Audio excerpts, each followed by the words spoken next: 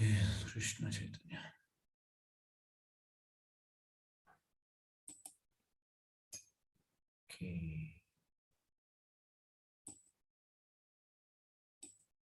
S, Hare Krishna. ಅಧ್ಯಾಯ 3ಕ್ಕೆ ಹೋಗುವ. ಕರ್ಮಯೋಗ. ನೋಡಿ, ಹೆಚ್ಚಿನವರು ಈ ಕರ್ಮಯೋಗದ ಬಗ್ಗೆ ರಾಂಗ್ ಥಿಂಕಿಂಗ್ ಜನದು. ಒಂದು ನಿಮಿಷ. ಎಸ್, ಈಗ ಸ್ಟಾರ್ಟ್ ಮಾಡುವ ಕ್ಲಾಸ್.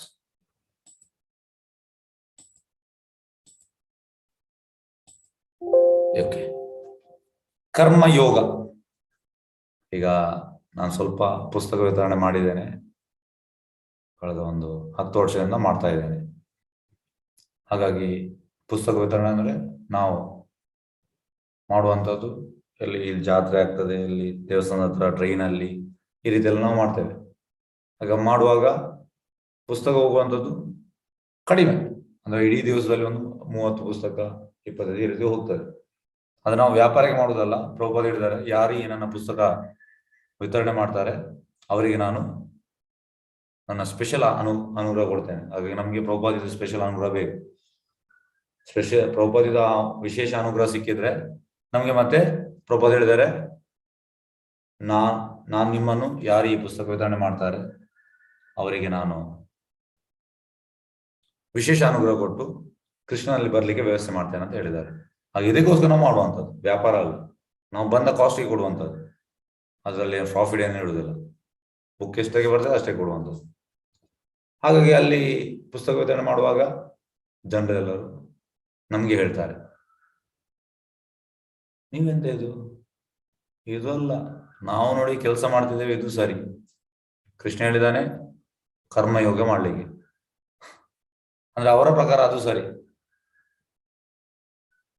ಅವ್ರಿಗೆ ಫಸ್ಟ್ ಆಫ್ ಆಲ್ ಕರ್ಮಯೋಗ ಎಂತಂದು ಗೊತ್ತಿಲ್ಲ. ನಾನು ತುಂಬಾ ಮಂದಿ ಕೇಳುವಾಗ, ಸರ್ ಕರ್ಮಯೋಗ ಅಂತ.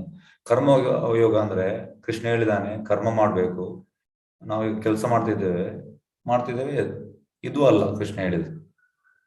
ಕೃಷ್ಣ ಹೇಳುವಂತದ್ದು ಕರ್ಮ ಅಂದ್ರೆ ನೋಡಿ, ಇಲ್ಲಿ 2 ಉಂಟು ಪದ. ಒಂದು ಕರ್ಮ ಮತ್ತೊಂದು ಯೋಗ. ಕರ್ಮ ಅಂದ್ರೆ ಅವ್ರು ಹೇಳಿದಾಗ ಅದಷ್ಟೇ. ಎಂತಂದ್ರೆ ದುಡಿತಾರೆ, ದುಡ್ಡು ಹಣ ಬರ್ತದೆ, ಅದರಲ್ಲಿ ಇಂದ್ರಿಯ ಸುಖ ಜಾಸ್ತಿ ಆಗ್ತದೆ. ಅಂದ್ರೆ ಈಗ ಸಪೋಸ್ ಒಂದು 10 ಲಕ್ಷದ ಕಾರ್ ಉಂಟು, i20 ಕಾರ್ ಉಂಟು. ಹಣ ಸ್ವಲ್ಪ ಜಾಸ್ತಿ ಆದ ಕೂಡಲೇ ದೊಡ್ಡ ಕಾರಿಗೆ ಹೋಗ್ತಾರೆ, ಕ್ರೆಟಾಕ್ಕೆ ಹೋಗ್ತಾರೆ. 18 ಲಕ್ಷದ ಕಾರಿಗೆ ಹೋಗ್ತಾರೆ. ಈಗ ಒಂದು ಮನೆ ಉಂಟು, 2 BHK ಮನೆ ಉಂಟು, ಹಣ ಜಾಸ್ತಿ ಆಗುವಾಗ 3 BHK ಹೋಗ್ತಾರೆ. ಇದು ಇಂದ್ರಿಯ ಸುಖ. ಜನರು ಹೇಳುವಂಥದ್ದು ಇದು ಮಾಡ್ಲಿಕ್ಕೆ ಹೇಳಿದ್ರು ಕೃಷ್ಣ ಅಂತ. ಕರ್ಮ ಅದು ಕರ್ಮ, ಯೋಗ ಅಲ್ಲ. ಯೋಗ ಅಂದ್ರೆ ಕೃಷ್ಣನ ಆಡ್ ಮಾಡುವಂಥದ್ದು. ಕರ್ಮಯೋಗ ಕೃಷ್ಣ ಹೇಳಿದ್ರು ಕರ್ಮಯೋಗ ಮಾಡಿ, ಖಾಲಿ ಕರ್ಮ ಮಾಡ್ಲಿಕ್ಕೆ ಹೇಳಿದಲ್ಲ. ಕರ್ಮಯೋಗ ಕೃಷ್ಣನ ಆಡ್ ಮಾಡ್ಬೇಕು. ಹಾಗಾಗಿ ನಾವು ನಮ್ಮ ಬೆಟರ್ ಸ್ಟ್ಯಾಂಡರ್ಡ್ ಆಫ್ ಲಿವಿಂಗ್ ಮಾಡ್ಲಿಕ್ಕೆ ಹೋಗ್ತೇವೆ ಹಣ ಜಾಸ್ತಿ ಬಂದ ಕೂಡಲೇ. ಕೃಷ್ಣ ಇಲ್ಲ ಅಲ್ಲಿ. ಹಾಗಾಗಿ ಈ ಕರ್ಮಯೋಗದಲ್ಲಿ 2 ಉಂಟು. ಒಂದು ಸಕಾಮ ಕರ್ಮಯೋಗ ಮತ್ತೆ ನಿಷ್ಕಾಮ ಕರ್ಮಯೋಗ. ಸಕಾಮ ಕರ್ಮಯೋಗ ಅಂದ್ರೆ, ಈಗ ಸಪೋಸ್ ನಿಮಗೆ ಒಂದು ಮಾವಿನ ತೋಟ ಉಂಟು, ಅದರಲ್ಲಿ ಈ ಸಲ 1000 ಮಾವು ಆಗಿದೆ, ಮಾವಿನ ಹಣ್ಣು ಆಗಿದೆ.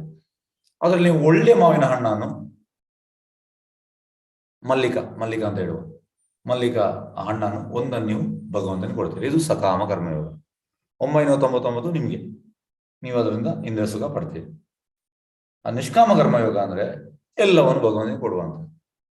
ಸಕಾಮ ಕರ್ಮಯೋಗ ಅಂದ್ರೆ ನಾವು ಸಕಾಮ ಕರ್ಮ ಸ್ವಲ್ಪ ನಾವು ಕೊಡ್ತಾ ಬರ್ಬೇಕು ಭಗವಂತನಿಗೆ.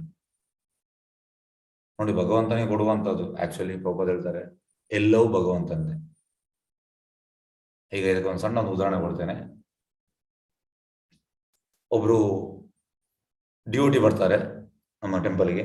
ಅವರಿಗೆ 2003 ಇಂದ 2006 ತನಕ ಒಬ್ರು ಡಿವೋಟಿ, ಅವರು ನನ್ನ ತುಂಬಾ ಹಿತೈಷಿ, ನನ್ನನ್ನು ಈ ಭಕ್ತಿಯಲ್ಲಿ ಗೈಡ್ ಎಲ್ಲ ಮಾಡಿ ಅವರು ಒಂದು ನಾನು ಹೇಳಿದಲ್ಲ ಡಿವೋಟಿ, ಅವರ ಆಫೀಸ್ಗೆ ಹೋಗ್ತಾ ಇದ್ರು. ಒಳ್ಳೆ ಅವ್ರಿಗೆ ಇನ್ಕಮ್ ಇತ್ತು. ಇವರು ಹೇಳಿದ್ರು ಕೃಷ್ಣ ಪ್ರಜೆ ತಗೊಳ್ಳಿ ಅಂತ. ಅವರು ಕೃಷ್ಣ ಪ್ರಜೆ ತಗೊಳ್ಳಿಲ್ಲ, ಅದರಲ್ಲಿ ಇಂದ್ರಿಯ ಸುಖ ಮಾಡಿದ್ರು. ಕಂಟಿನ್ಯೂಸ್ 3 ವರ್ಷ ಹೋಗಿದ್ದಾರೆ. ಹೀಗೆ ಡ್ಯೂಟಿ ಆಗಿದ್ದಾರೆ. ಅದಕ್ಕೆ ನಾನು ಹೇಳ್ತಾ ಇದ್ದೇನೆ, 2006 ಅಲ್ಲಿ ಅವರಿಗೆ ಒಂದು ಸ್ಟ್ರೋಕ್ ಆಯ್ತು, ಪ್ಯಾರಲಿಸ್ ಆಯ್ತು. ಅದರ ನಂತರ ಅವರು ಡ್ಯೂಟಿ ಆಗಿದ್ದಾರೆ. ಅಂದ್ರೆ ಈಗ ಅವರಿಗೆ ಒಂದು ವರ್ಷ ಬೆಡ್ ಅಲ್ಲೇ ಇದ್ರು.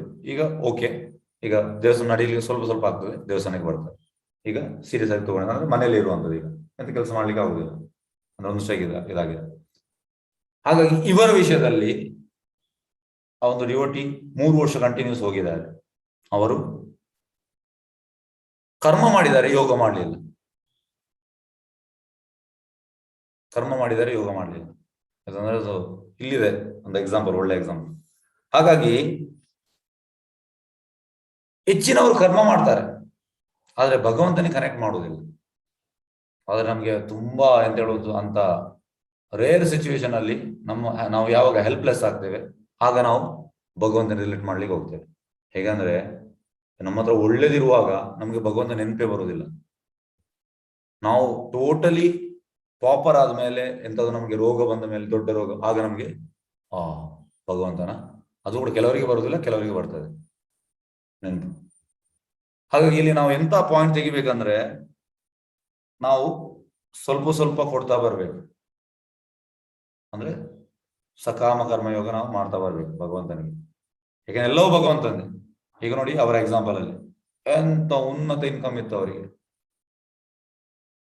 ಉನ್ನತ ತುಂಬಾ ಇತ್ತು. ಆದ್ರೆ ಅಟ್ ಎ ಟೈಮ್ ಅವ್ರಿಗೆ ಇದಾಗುವಾಗ ಎಲ್ಲ ಕೆಲಸದವರು ಅವ್ರಿಗೆ ಬಿಸ್ನೆಸ್ ಕೂಡ ಇತ್ತು, ಎಲ್ಲ ಮೋಸ ಮಾಡಿದ್ರು. ಅಂದ್ರೆ ಸ್ವಲ್ಪ ಹಣ ಸಿಕ್ತು, ಆದ್ರೆ ಅವರು ಆಕ್ಚುಲಿ ಸ್ವಲ್ಪ ರಿಚ್, ಆದ್ರೆ ಅಲ್ಲಿ ಅವರ ಬಿಸ್ನೆಸ್ ಇದೆಲ್ಲ ಕೊಲ್ಯಾಪ್ಸ್ ಆಯ್ತು. ಎನಿ ಮೂಮೆಂಟ್ ಅಂತ ಕೂಡ ಆಗ್ಬೋದು. ನಾವು ಹೇಳುವಂಥದ್ದು ಈಗ ನಾನು ಸರಿ ಇದ್ದೇನೆ ಅಂತ, ಒಂದು ಪಾಠ ಆಚೆ ಈಚೆ ಆದ್ರೆ ನಮಗೆ ರೋಗ ಬರ್ಬೋದು, ನಮ್ಮ ಕಂಟ್ರೋಲ್ ಇಲ್ಲ. ಹಾಗೆ ಈ ಪಾಯಿಂಟ್ ಅನ್ನು ನಾವು ತುಂಬಾ ಸೀರಿಯಸ್ ಆಗಿ ತಗೊಳ್ಬೇಕು. ನಾವೆಂತಂದ್ರೆ ಎಂತದ್ದು ನಾವು ಗಳಿಸಿದ್ರೆ ನಾವೆಂತ ಮಾಡುವಂತದ್ದು, ಇದು ನಾನು ಮಾಡಿದ್ದು ಇಲ್ಲ, ಭಗವಂತನ ಕೃಪೆಯಿಂದ ನಮಗೆ ಸಿಗುವಂಥದ್ದು. ನಮ್ಮ ಪ್ರೀವಿಯಸ್ ಲೈಫ್ ನಾವು ಪುಣ್ಯ ಉಂಟು, ಈಗ ನಮಗೆ ಸಿಗ್ತಾ ಉಂಟು, ನಾವು ಅನುಭವಿಸ್ತಾ ಇದ್ದೇವೆ. ಹೇಗಂದ್ರೆ ಒಬ್ಬ ಅಮೆರಿಕಕ್ಕೆ ಹೋಗ್ತಾನೆ, ಅಮೆರಿಕೆ ಹೋದವ ಎಲ್ಲಿ ತನಕ ಅಲ್ಲಿ ನಿಲ್ಬಹುದು? ಯಾರು ಹೇಳ್ತೀರಿ ಉತ್ತರ ಇದಕ್ಕೆ? ದಯವಿಟ್ಟು ನೋಡಿ, ಅನ್ಮ್ಯೂಟ್ ಮಾಡ್ತಾ ಇದ್ದೇನೆ. ಒಬ್ಬ ಅಮೆರಿಕ ಹೋಗ್ತಾನೆ, ಎಲ್ಲಿ ತನಕ ಅವನು ನಿಲ್ಬಹುದು? ಹರೇ ಕೃಷ್ಣ. ಅನ್ಮ್ಯೂಟ್ ಮಾಡಿದ್ದೇನೆ, ದಯವಿಟ್ಟು ಆನ್ಸರ್ ಹೇಳಿ. ಅವನ ಕೆಲಸ ಆಗುವವರೆಗೆ ಅಲ್ಲಿ ನಿಲ್ಬಹುದು. ಬೇರೆಯವರು ಬೇರೆಯವರು ಉತ್ತರ ಬರ್ಬೇಕು. ಅವ್ರು ವೀಸಾ ಮುಗಿಯವರೆಗೂ ಇರ್ಬೋದು, ವೀಸಾ ಮುಗಿದ ತಕ್ಷಣ ವಾಪಸ್ ಬರ್ಬೇಕು. Very good answer. ನೋಡಿ, ನನಗೆ ಉತ್ತರ ಸಿಗುತ್ತೆ. ವೀಸಾ, ಅವನ ವೀಸಾ ಇರುವ ತನಕ ಅವನಿಗೆ ನಿಲ್ಬಹುದು, ಮತ್ತೆ ಅವ ಬರ್ಲೇಬೇಕು ಇಲ್ಲಿ ಭಾರತಕ್ಕೆ. ಈಗ ಸಪೋಸ್ ಭಾರತದಿಂದ ಅಮೆರಿಕ ಹೋದ, ವೀಸಾ ಎಲ್ಲಿ ತನಕ ಉಂಟು ಅಲ್ಲಿ ತನಕ ನಿಲ್ಬಹುದು. ಹಾಗಾಗಿ ಇದು ನಾವು ಕೂಡ ಹಾಗೆ, ನಾವು ಈಗ ಕೆಲವರು ಶ್ರೀಮಂತರಾಗ್ತಾರೆ, ತುಂಬಾ ಹಣ ಎಲ್ಲ ಇರ್ತದೆ, ಅದಾಗ್ತದೆ ಇದಾಗ್ತದೆ. ನಮ್ಮ ಪ್ರಿವಿಯಸ್ ಲೈಫ್ ಪುಣ್ಯ ಕ್ಷೀಣೆ ಪುಣ್ಯ ಮರ್ತೆ ಲೋಕ. ಹಾಗಾಗಿ ಆಸ್ ಸೂನ್ ಆಸ್ ನಮ್ಮ ಪುಣ್ಯ ಮುಗಿದ ಕೂಡಲೇ ಹೋಯ್ತು. ಹಾಗಾಗಿ ನಮ್ಗೆ ಇದು ಗೊತ್ತಾಗುದಿಲ್ಲ. ನಾವು ಅಂದ್ರೆ ಆ ಒಂದು ಅಮಲಿನಲ್ಲಿ ಇರ್ತೇವೆ, ಒಳ್ಳೆ ಹಣ ಒಳ್ಳೆದೆಲ್ಲ ಇರುವಾಗ ನಮ್ಗೆ ಅಂದ್ರೆ ನಾವು ಈ ಆಕಾಶದಲ್ಲಿ ಇರ್ತೇವೆ, ನಮ್ಮನ್ನೆಲ್ಲ ಕೆಳಗೆ ಇರುವುದಿಲ್ಲ, ನಮ್ಗೆ ಗೊತ್ತೇ ಆಗುದಿಲ್ಲ. ಆಸ್ ಸೂನ್ ಆಸ್ ನಮ್ಮ ಎಲ್ಲ ಅಂತಸ್ತೆಲ್ಲ ಹೋದ ಮೇಲೆ ನಮ್ಮ ಕಾಲು ಸ್ವಲ್ಪ ಕೆಳಗೆ ಬಂದ ಕೂಡಲೇ ಆಗ ನಮ್ಗೆ ಸ್ವಲ್ಪ ಸ್ವಲ್ಪ ಗೊತ್ತಾಗ್ತದೆ. ಆದ್ರೆ ಆಗ ತುಂಬಾ ಲೇಟ್ ಆಗಿರ್ತದೆ, ಏನ್ ಮಾಡ್ಲಿಕ್ಕೆ ಆಗುದಿಲ್ಲ ನಮ್ಗೆ. ಹಾಗಾಗಿ ನಾವು ತುಂಬಾ ಮುಖ್ಯ ನೋಡಿ, ಕರ್ಮಯೋಗ ಮಾಡ್ಬೇಕು. ನಾವು ಖಾಲಿ ಕರ್ಮ ಮಾಡೋದಲ್ಲ, ಕರ್ಮಯೋಗ ಮಾಡ್ಬೇಕು. ಯೋಗ ಅಂದ್ರೆ ಆಡ್, ವಿಯೋಗ ಅಂದ್ರೆ ಸಬ್ಟ್ರಾಕ್ಟ್. ಹಾಗಾಗಿ ನಾವು ಯಾರನ್ನು ಆಡ್ ಮಾಡ್ಬೇಕು? ನಾವು ಕೃಷ್ಣನನ್ನು ಆಡ್ ಮಾಡ್ಬೇಕು. ಓಕೆ, ಸ್ಟಾರ್ಟ್ ಮಾಡುವ.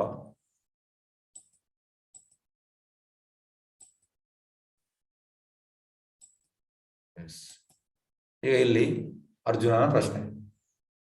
ಅರ್ಜುನ ಹೇಳುವಂತದ್ದು ನೋಡಿ, ಅರ್ಜುನನಿಗೆ ಈ ಯುದ್ಧ ಮಾಡ್ಲಿಕ್ಕೆ ಇಚ್ಛೆ ಇಲ್ಲ, ಅವ ಕಾಡಿಗೆ ಹೋಗ್ಲಿಕ್ಕೆ ಇಚ್ಛೆ.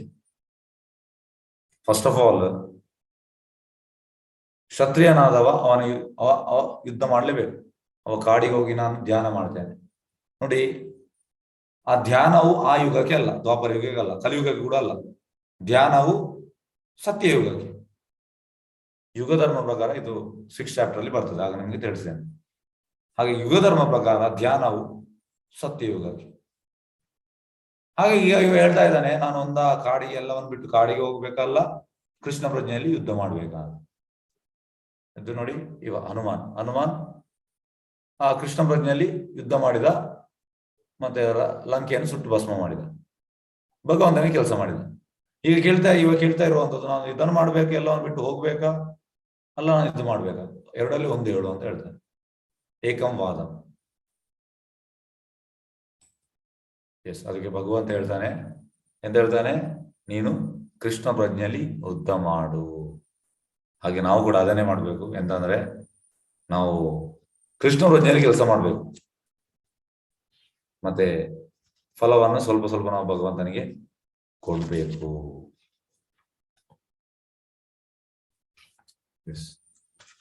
ಒಂದು ನಿಮಿಷ. ಈಗ ಈ ಶ್ಲೋಕಕ್ಕೆ ಹೋಗುವ. ನೋಡಿ, ತುಂಬಾ ಮುಖ್ಯ ಇಂಪಾರ್ಟೆಂಟ್ ಶ್ಲೋಕ ಇದು. ಕರ್ಮೇಂದ್ರಿಯಾಣಿ ಸಂಯಮ್ಯ ಯಾಸ್ತೆ ಮನಸಾ ಸ್ಮರಾನ್ ಇಂದ್ರಿಯಾರ್ಥಾನ್ ವಿಮೂಢಾತ್ಮ ಮಿಥ್ಯಾಚಾರ ಸ ಉಚ್ಯತೆ. ಕರ್ಮೇಂದ್ರಿಯಗಳನ್ನು ನಿಗ್ರಹಿಸಿ ಇಂದ್ರಿಯ ವಿಷಯಗಳಲ್ಲಿ ಮನಸ್ಸು ನೆಟ್ಟ ಮನುಷ್ಯನನ್ನು ವಿಮೂಢಾತ್ಮನೆಂದು, ಮಿಥ್ಯಾಚಾರಿ ಎಂದು ಕರೆಯುವರು. ಈಗ ಎರಡು ರೀತಿಯ ಸನ್ಯಾಸಿಗಳಿದ್ದಾರೆ. ಒಂದು ಕರ್ಮ ಸನ್ಯಾಸಿಗಳು, ಮತ್ತೊಂದು ನಮ್ಮ ಕೃಷ್ಣ ಪ್ರಜ್ಞೆಯಲ್ಲಿ ಭಕ್ತಿಯಲ್ಲಿರುವ ಸನ್ಯಾಸಿಗಳು. ಈ ಕರ್ಮ ಸನ್ಯಾಸಿಗಳು ಅಂದ್ರೆ ಎಲ್ಲವನ್ನು ಬಿಟ್ಟು ಹೋಗ್ತಾರೆ, ಎಲ್ಲವನ್ನು ತ್ಯಜಿಸಿ ಹೋಗ್ತಾರೆ, ಮತ್ತೆ ಯಾರನ್ನು ಮೀಟ್ ಆಗುವುದಿಲ್ಲ.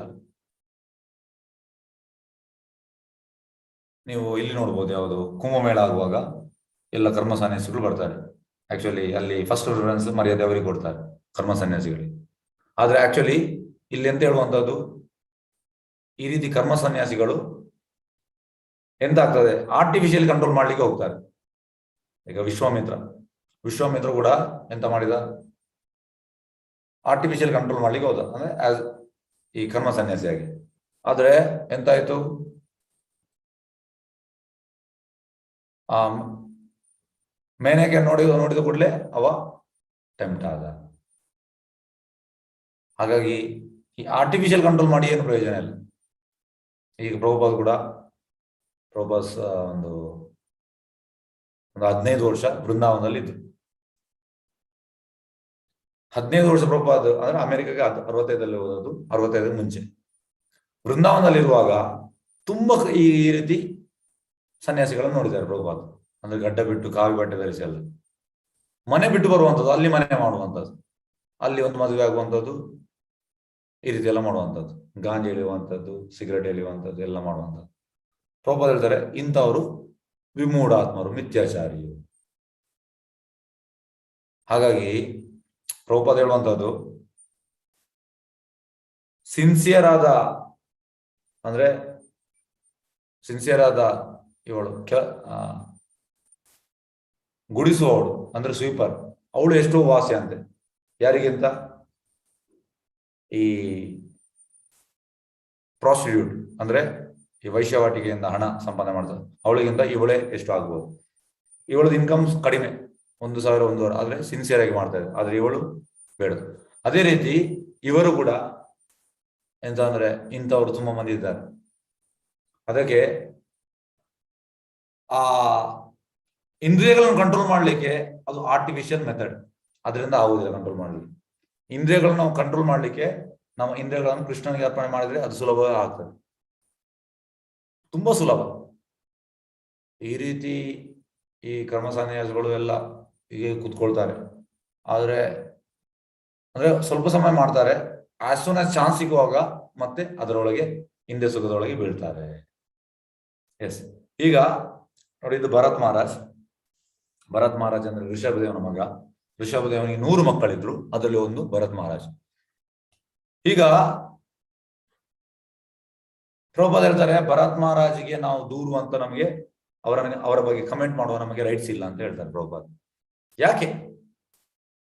ಯಾಕೆ ರೈಟ್ಸ್ ಇಲ್ಲ ಅಂದ್ರೆ, ಈಗ ಭಕ್ತಿಯಲ್ಲಿ ಪ್ರೊಸೆಸ್ ಉಂಟು, 9 ಪ್ರೊಸೆಸ್. ಫಸ್ಟಿಗೆ ಶ್ರದ್ಧಾ ಅಂದ್ರೆ ನಂಬಿಕೆ, ನೀವೆಲ್ಲ ಶ್ರದ್ಧೆ ಇಟ್ಟು ಬಂದಿದ್ದೀರಿ ಇಲ್ಲಿ, ಸಾಧು ಸಂಘ, ಭಕ್ತರ ಸಂಘ ಮಾಡಬೇಕು. ಭಜನ ಕ್ರಿಯೆ ಅಂದ್ರೆ ಈ ಜಪ ಮಾಡುವಂಥದ್ದು, ಓದುವಂಥದ್ದು, ಕೀರ್ತನ ಮಾಡುವಂಥದ್ದು, ಇದು ಭಜನ ಕ್ರಿಯೆ.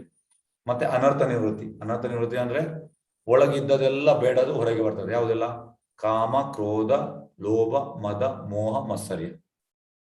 ಇದು ನಮ್ಮನ್ನು ಹರಾಸ್ ಮಾಡ್ತಾ ಉಂಟು. ನಮಗೆ ನೆಮ್ಮದಿಲ್ಲ. ಯಾಕೆಂದ್ರೆ ಪ್ರಭುಪಾದ ಹೇಳ್ತಾರೆ, ಇದೆಲ್ಲ ಬ್ರದರ್ಸ್ ಅಂಡ್ ಸಿಸ್ಟರ್ಸ್ ಅಂತೆ. ಹಾಗಾಗಿ ನಮ್ಗೆ ಇದು ಹರಾಸ್ ಮಾಡ್ತಾ ಉಂಟು, ನಮ್ಮ ನೆಮ್ಮದಿಯಲ್ಲಿ ಇರ್ಲಿಕ್ಕೆ ಬಿಡ್ತಾ ಇಲ್ಲ. ಹಾಗಾಗಿ ಈ ಭಜನ ಕ್ರಿಯೆ ಮಾಡಿದ ಕೂಡಲೇ, ಈಗ ನಾನು ಬೆಳಿಗ್ಗೆ ಜಪ ಮಾಡ್ತಾ ಇದ್ದೆ, ಇದೆಲ್ಲ ಓಡಿ ಹೋಗ್ತದೆ. ಆಸ್ ಸೂನ್ ಆಸ್ ಕೃಷ್ಣ ಒಳಗೆ ಬಂದ ಕೂಡಲೇ ಅದೆಲ್ಲ ಹೊರಗೆ ಬರ್ತದೆ. ಹಾಗಾಗಿ ಭಜನ ಕ್ರಿಯೆ ನಿಷ್ಠ ಅಂದ್ರೆ ಫೋಮ್ ಫೇತ್. ಈಗ ಶ್ರದ್ಧಾ ಅಂದ್ರೆ ನಿಮ್ಮ ಕೋಮಲ ಶ್ರದ್ಧೆ ಅಂದ್ರೆ ನೀವೊಂದು ನಂಬಿಕೆ ಇಟ್ಕೊಂಡು ಬಂದಿದ್ದೀರಿ, ಚೂರು ನಂಬಿಕೆ ಇಟ್ಕೊಂಡು ಬಂದಿದ್ದೀರಿ. ಅಂದ್ರೆ ಈ ಭಗವದ್ಗೀತೆ ಒಳ್ಳೇದು, ಇದರಿಂದ ನನಗೆ ಒಳ್ಳೇದಾಗ್ತದೆ ಅಂತ ಸ್ವಲ್ಪ ನಂಬಿಕೆ ಉಂಟು. ಆದ್ರೆ ಇದು ನಂಬಿಕೆ ನಿಮ್ಮ 18 ದಿವಸ ಆದ ಕೂಡಲೇ ಹೋಗ್ತದೆ. ಮತ್ತೆ ನಿಮ್ಗೆ ಈಗ ಹೇಗಂದ್ರೆ, ನಾನು ತುಂಬಾ ನೋಡಿದ್ದೇನೆ. ಈಗ ಇದು ನಂದು almost 16th batch, last June ಇಂದ 2020 ತುಂಬಾ ಮಂದಿಯನ್ನು ನೋಡಿದ್ದೇನೆ. ಈಗ ಈ ಬ್ಯಾಚ್ ಸೈಜ್ ತುಂಬಾ ಕಡಿಮೆ ಉಂಟು. ಲಾಸ್ಟಿಗೆ ಒಂದು 2-3 ಜನ ಸೀರಿಯಸ್ ಆಗ್ತಾರೆ. ಉಳಿದವರೆಲ್ಲ 18 ದಿವಸ ಆದ ಕೂಡಲೇ ಟಾಟಾ ಬಾಯ್ ಬಾಯ್. ಮತ್ತೆ ಅವ್ರು ಯಾರೋ ನಾನು ಯಾರು ಅಂದ್ರೆ ಬೇರೆ ಲೋಕದಲ್ಲಿ ಇರ್ತಾರೆ. ಹಾಗಾಗಿ ಇದಕ್ಕೆ ಹೇಳುವಂಥದ್ದು ಕೋಮಲ ಶ್ರದ್ಧೆ ಫಸ್ಟ್. ಇದು ನಿಷ್ಠ ಅಂದ್ರೆ ಫೋಮ್ ಫೇತ್, ಈ ಸ್ಟ್ರಾಂಗ್ ಆದ ನಂಬಿಕೆ. ಬರ್ಬೇಕಿದ್ರೆ ಶ್ರದ್ಧಾ, ಸಾಧು ಸಂಘ, ಭಕ್ತರ ಸಂಘ ಮಾಡಬೇಕು. ಭಜನ ಕ್ರಿಯೆ, ನಿಷ್ಠ. ಆ ಅನರ್ಥ ನಿವೃತ್ತಿ ಹೋದ ಮೇಲೆ ಮತ್ತೆ ನಿಷ್ಠ ಬರ್ತದೆ ಒಳಗಿರುವಂತದ್ದು. ಅದರ ಮುಂಚೆ ಬರುವುದಿಲ್ಲ, ಅದಕ್ಕಿಂತ ಮುಂಚೆ ಬರುವುದಿಲ್ಲ. ಹಾಗಾಗಿ ಅನರ್ಥ ನಿವೃತ್ತಿ ಹೋಗ್ಬೇಕು, ನಾವು ಭಜನ ಕ್ರಿಯೆ ಮಾಡಬೇಕು.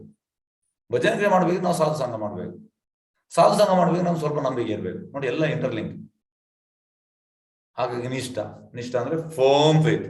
ಎಸ್, ಹೀಗೆ ಮಾಡ್ತೇನೆ, ಈ ಲೈಫಲ್ಲಿ ನಾನು ಕೃಷ್ಣನ ನೋಡ್ತೇನೆ.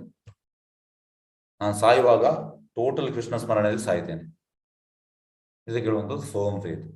ನಿಷ್ಠ ಆದ್ಮೇಲೆ ರುಚಿ ಅಂದ್ರೆ ಟೇಸ್ಟ್ ಸಿಗ್ತದೆ. ಹೇಗೆ ಅಂದ್ರೆ ಪ್ರಭುಪಾದ ಹೇಳ್ತಾರೆ, ಈಗ ಕುಡಿಲಿಕ್ಕೆ ಹೋಗ್ತಾರೆ ಕುಡುಕರು, ಅವ್ರದ್ದು ಕೇಳಿ, ಯಾಕೆ ನೀನು ಕುಡಿಯುವಂಥದ್ದು? ಅವನಿಗೆ ಅದರಲ್ಲಿ ಟೇಸ್ಟ್ ಉಂಟು, ಬಿಡ್ಲಿಕ್ಕೆ ಆಗುದಿಲ್ಲ ಅವನಿಗೆ ಟೇಸ್ಟ್. ಈಗ ಟೀ ಕಾಫಿ ಕುಡಿಯುವವ್ರದ್ದು ಕೇಳಿ, ನೀವು ಯಾಕೆ ಕುಡಿಯುವುದು ಅಂತ ಅವ್ರು ಹೇಳ್ತಾರೆ, ಅವರಿಗೆ ಅದನ್ನು ಬಿಡ್ಲಿಕ್ಕೆ ಆಗುದಿಲ್ಲ, ಟೇಸ್ಟ್ ಉಂಟು ಅದರಲ್ಲಿ. ಆಕ್ಚುಲಿ ಅದು ಕೂಡ ಒಂದು ಟೈಪ್ ಇದೆ ಅಡಿಕ್ಷನ್, ಟೀ ಕಾಫಿ. ನಿಜವಾಗಿ ಹೇಳುವುದಾದ್ರೆ, ಬ್ರಿಟಿಷರ್ ಬರುವ ಮುಂಚೆ ಭಾರತದಲ್ಲಿ ಟೀ ಕಾಫಿ ಇರಲಿಲ್ಲ, ಎಲ್ಲರೂ ಹಾಲು ಕುಡಿತಾ ಇದ್ರು. ಆದ್ರೆ ನೋಡಿ, ಈಗ ಟೀ ಕಾಫಿ ಇಡೀ ವಿಶ್ವದಲ್ಲಿ ನೋಡಿ, ಭಾರತದಲ್ಲಿ ಮಾತ್ರ ಹಾಲು ಹಾಕಿ ಕುಡಿಯುವಂಥದ್ದು. ಬೇರೆ ಯಾವ ದೇಶದಲ್ಲಿ ಕೂಡ ಹಾಲು ಹಾಕೋದಿಲ್ಲ ಡೈರೆಕ್ಟ್.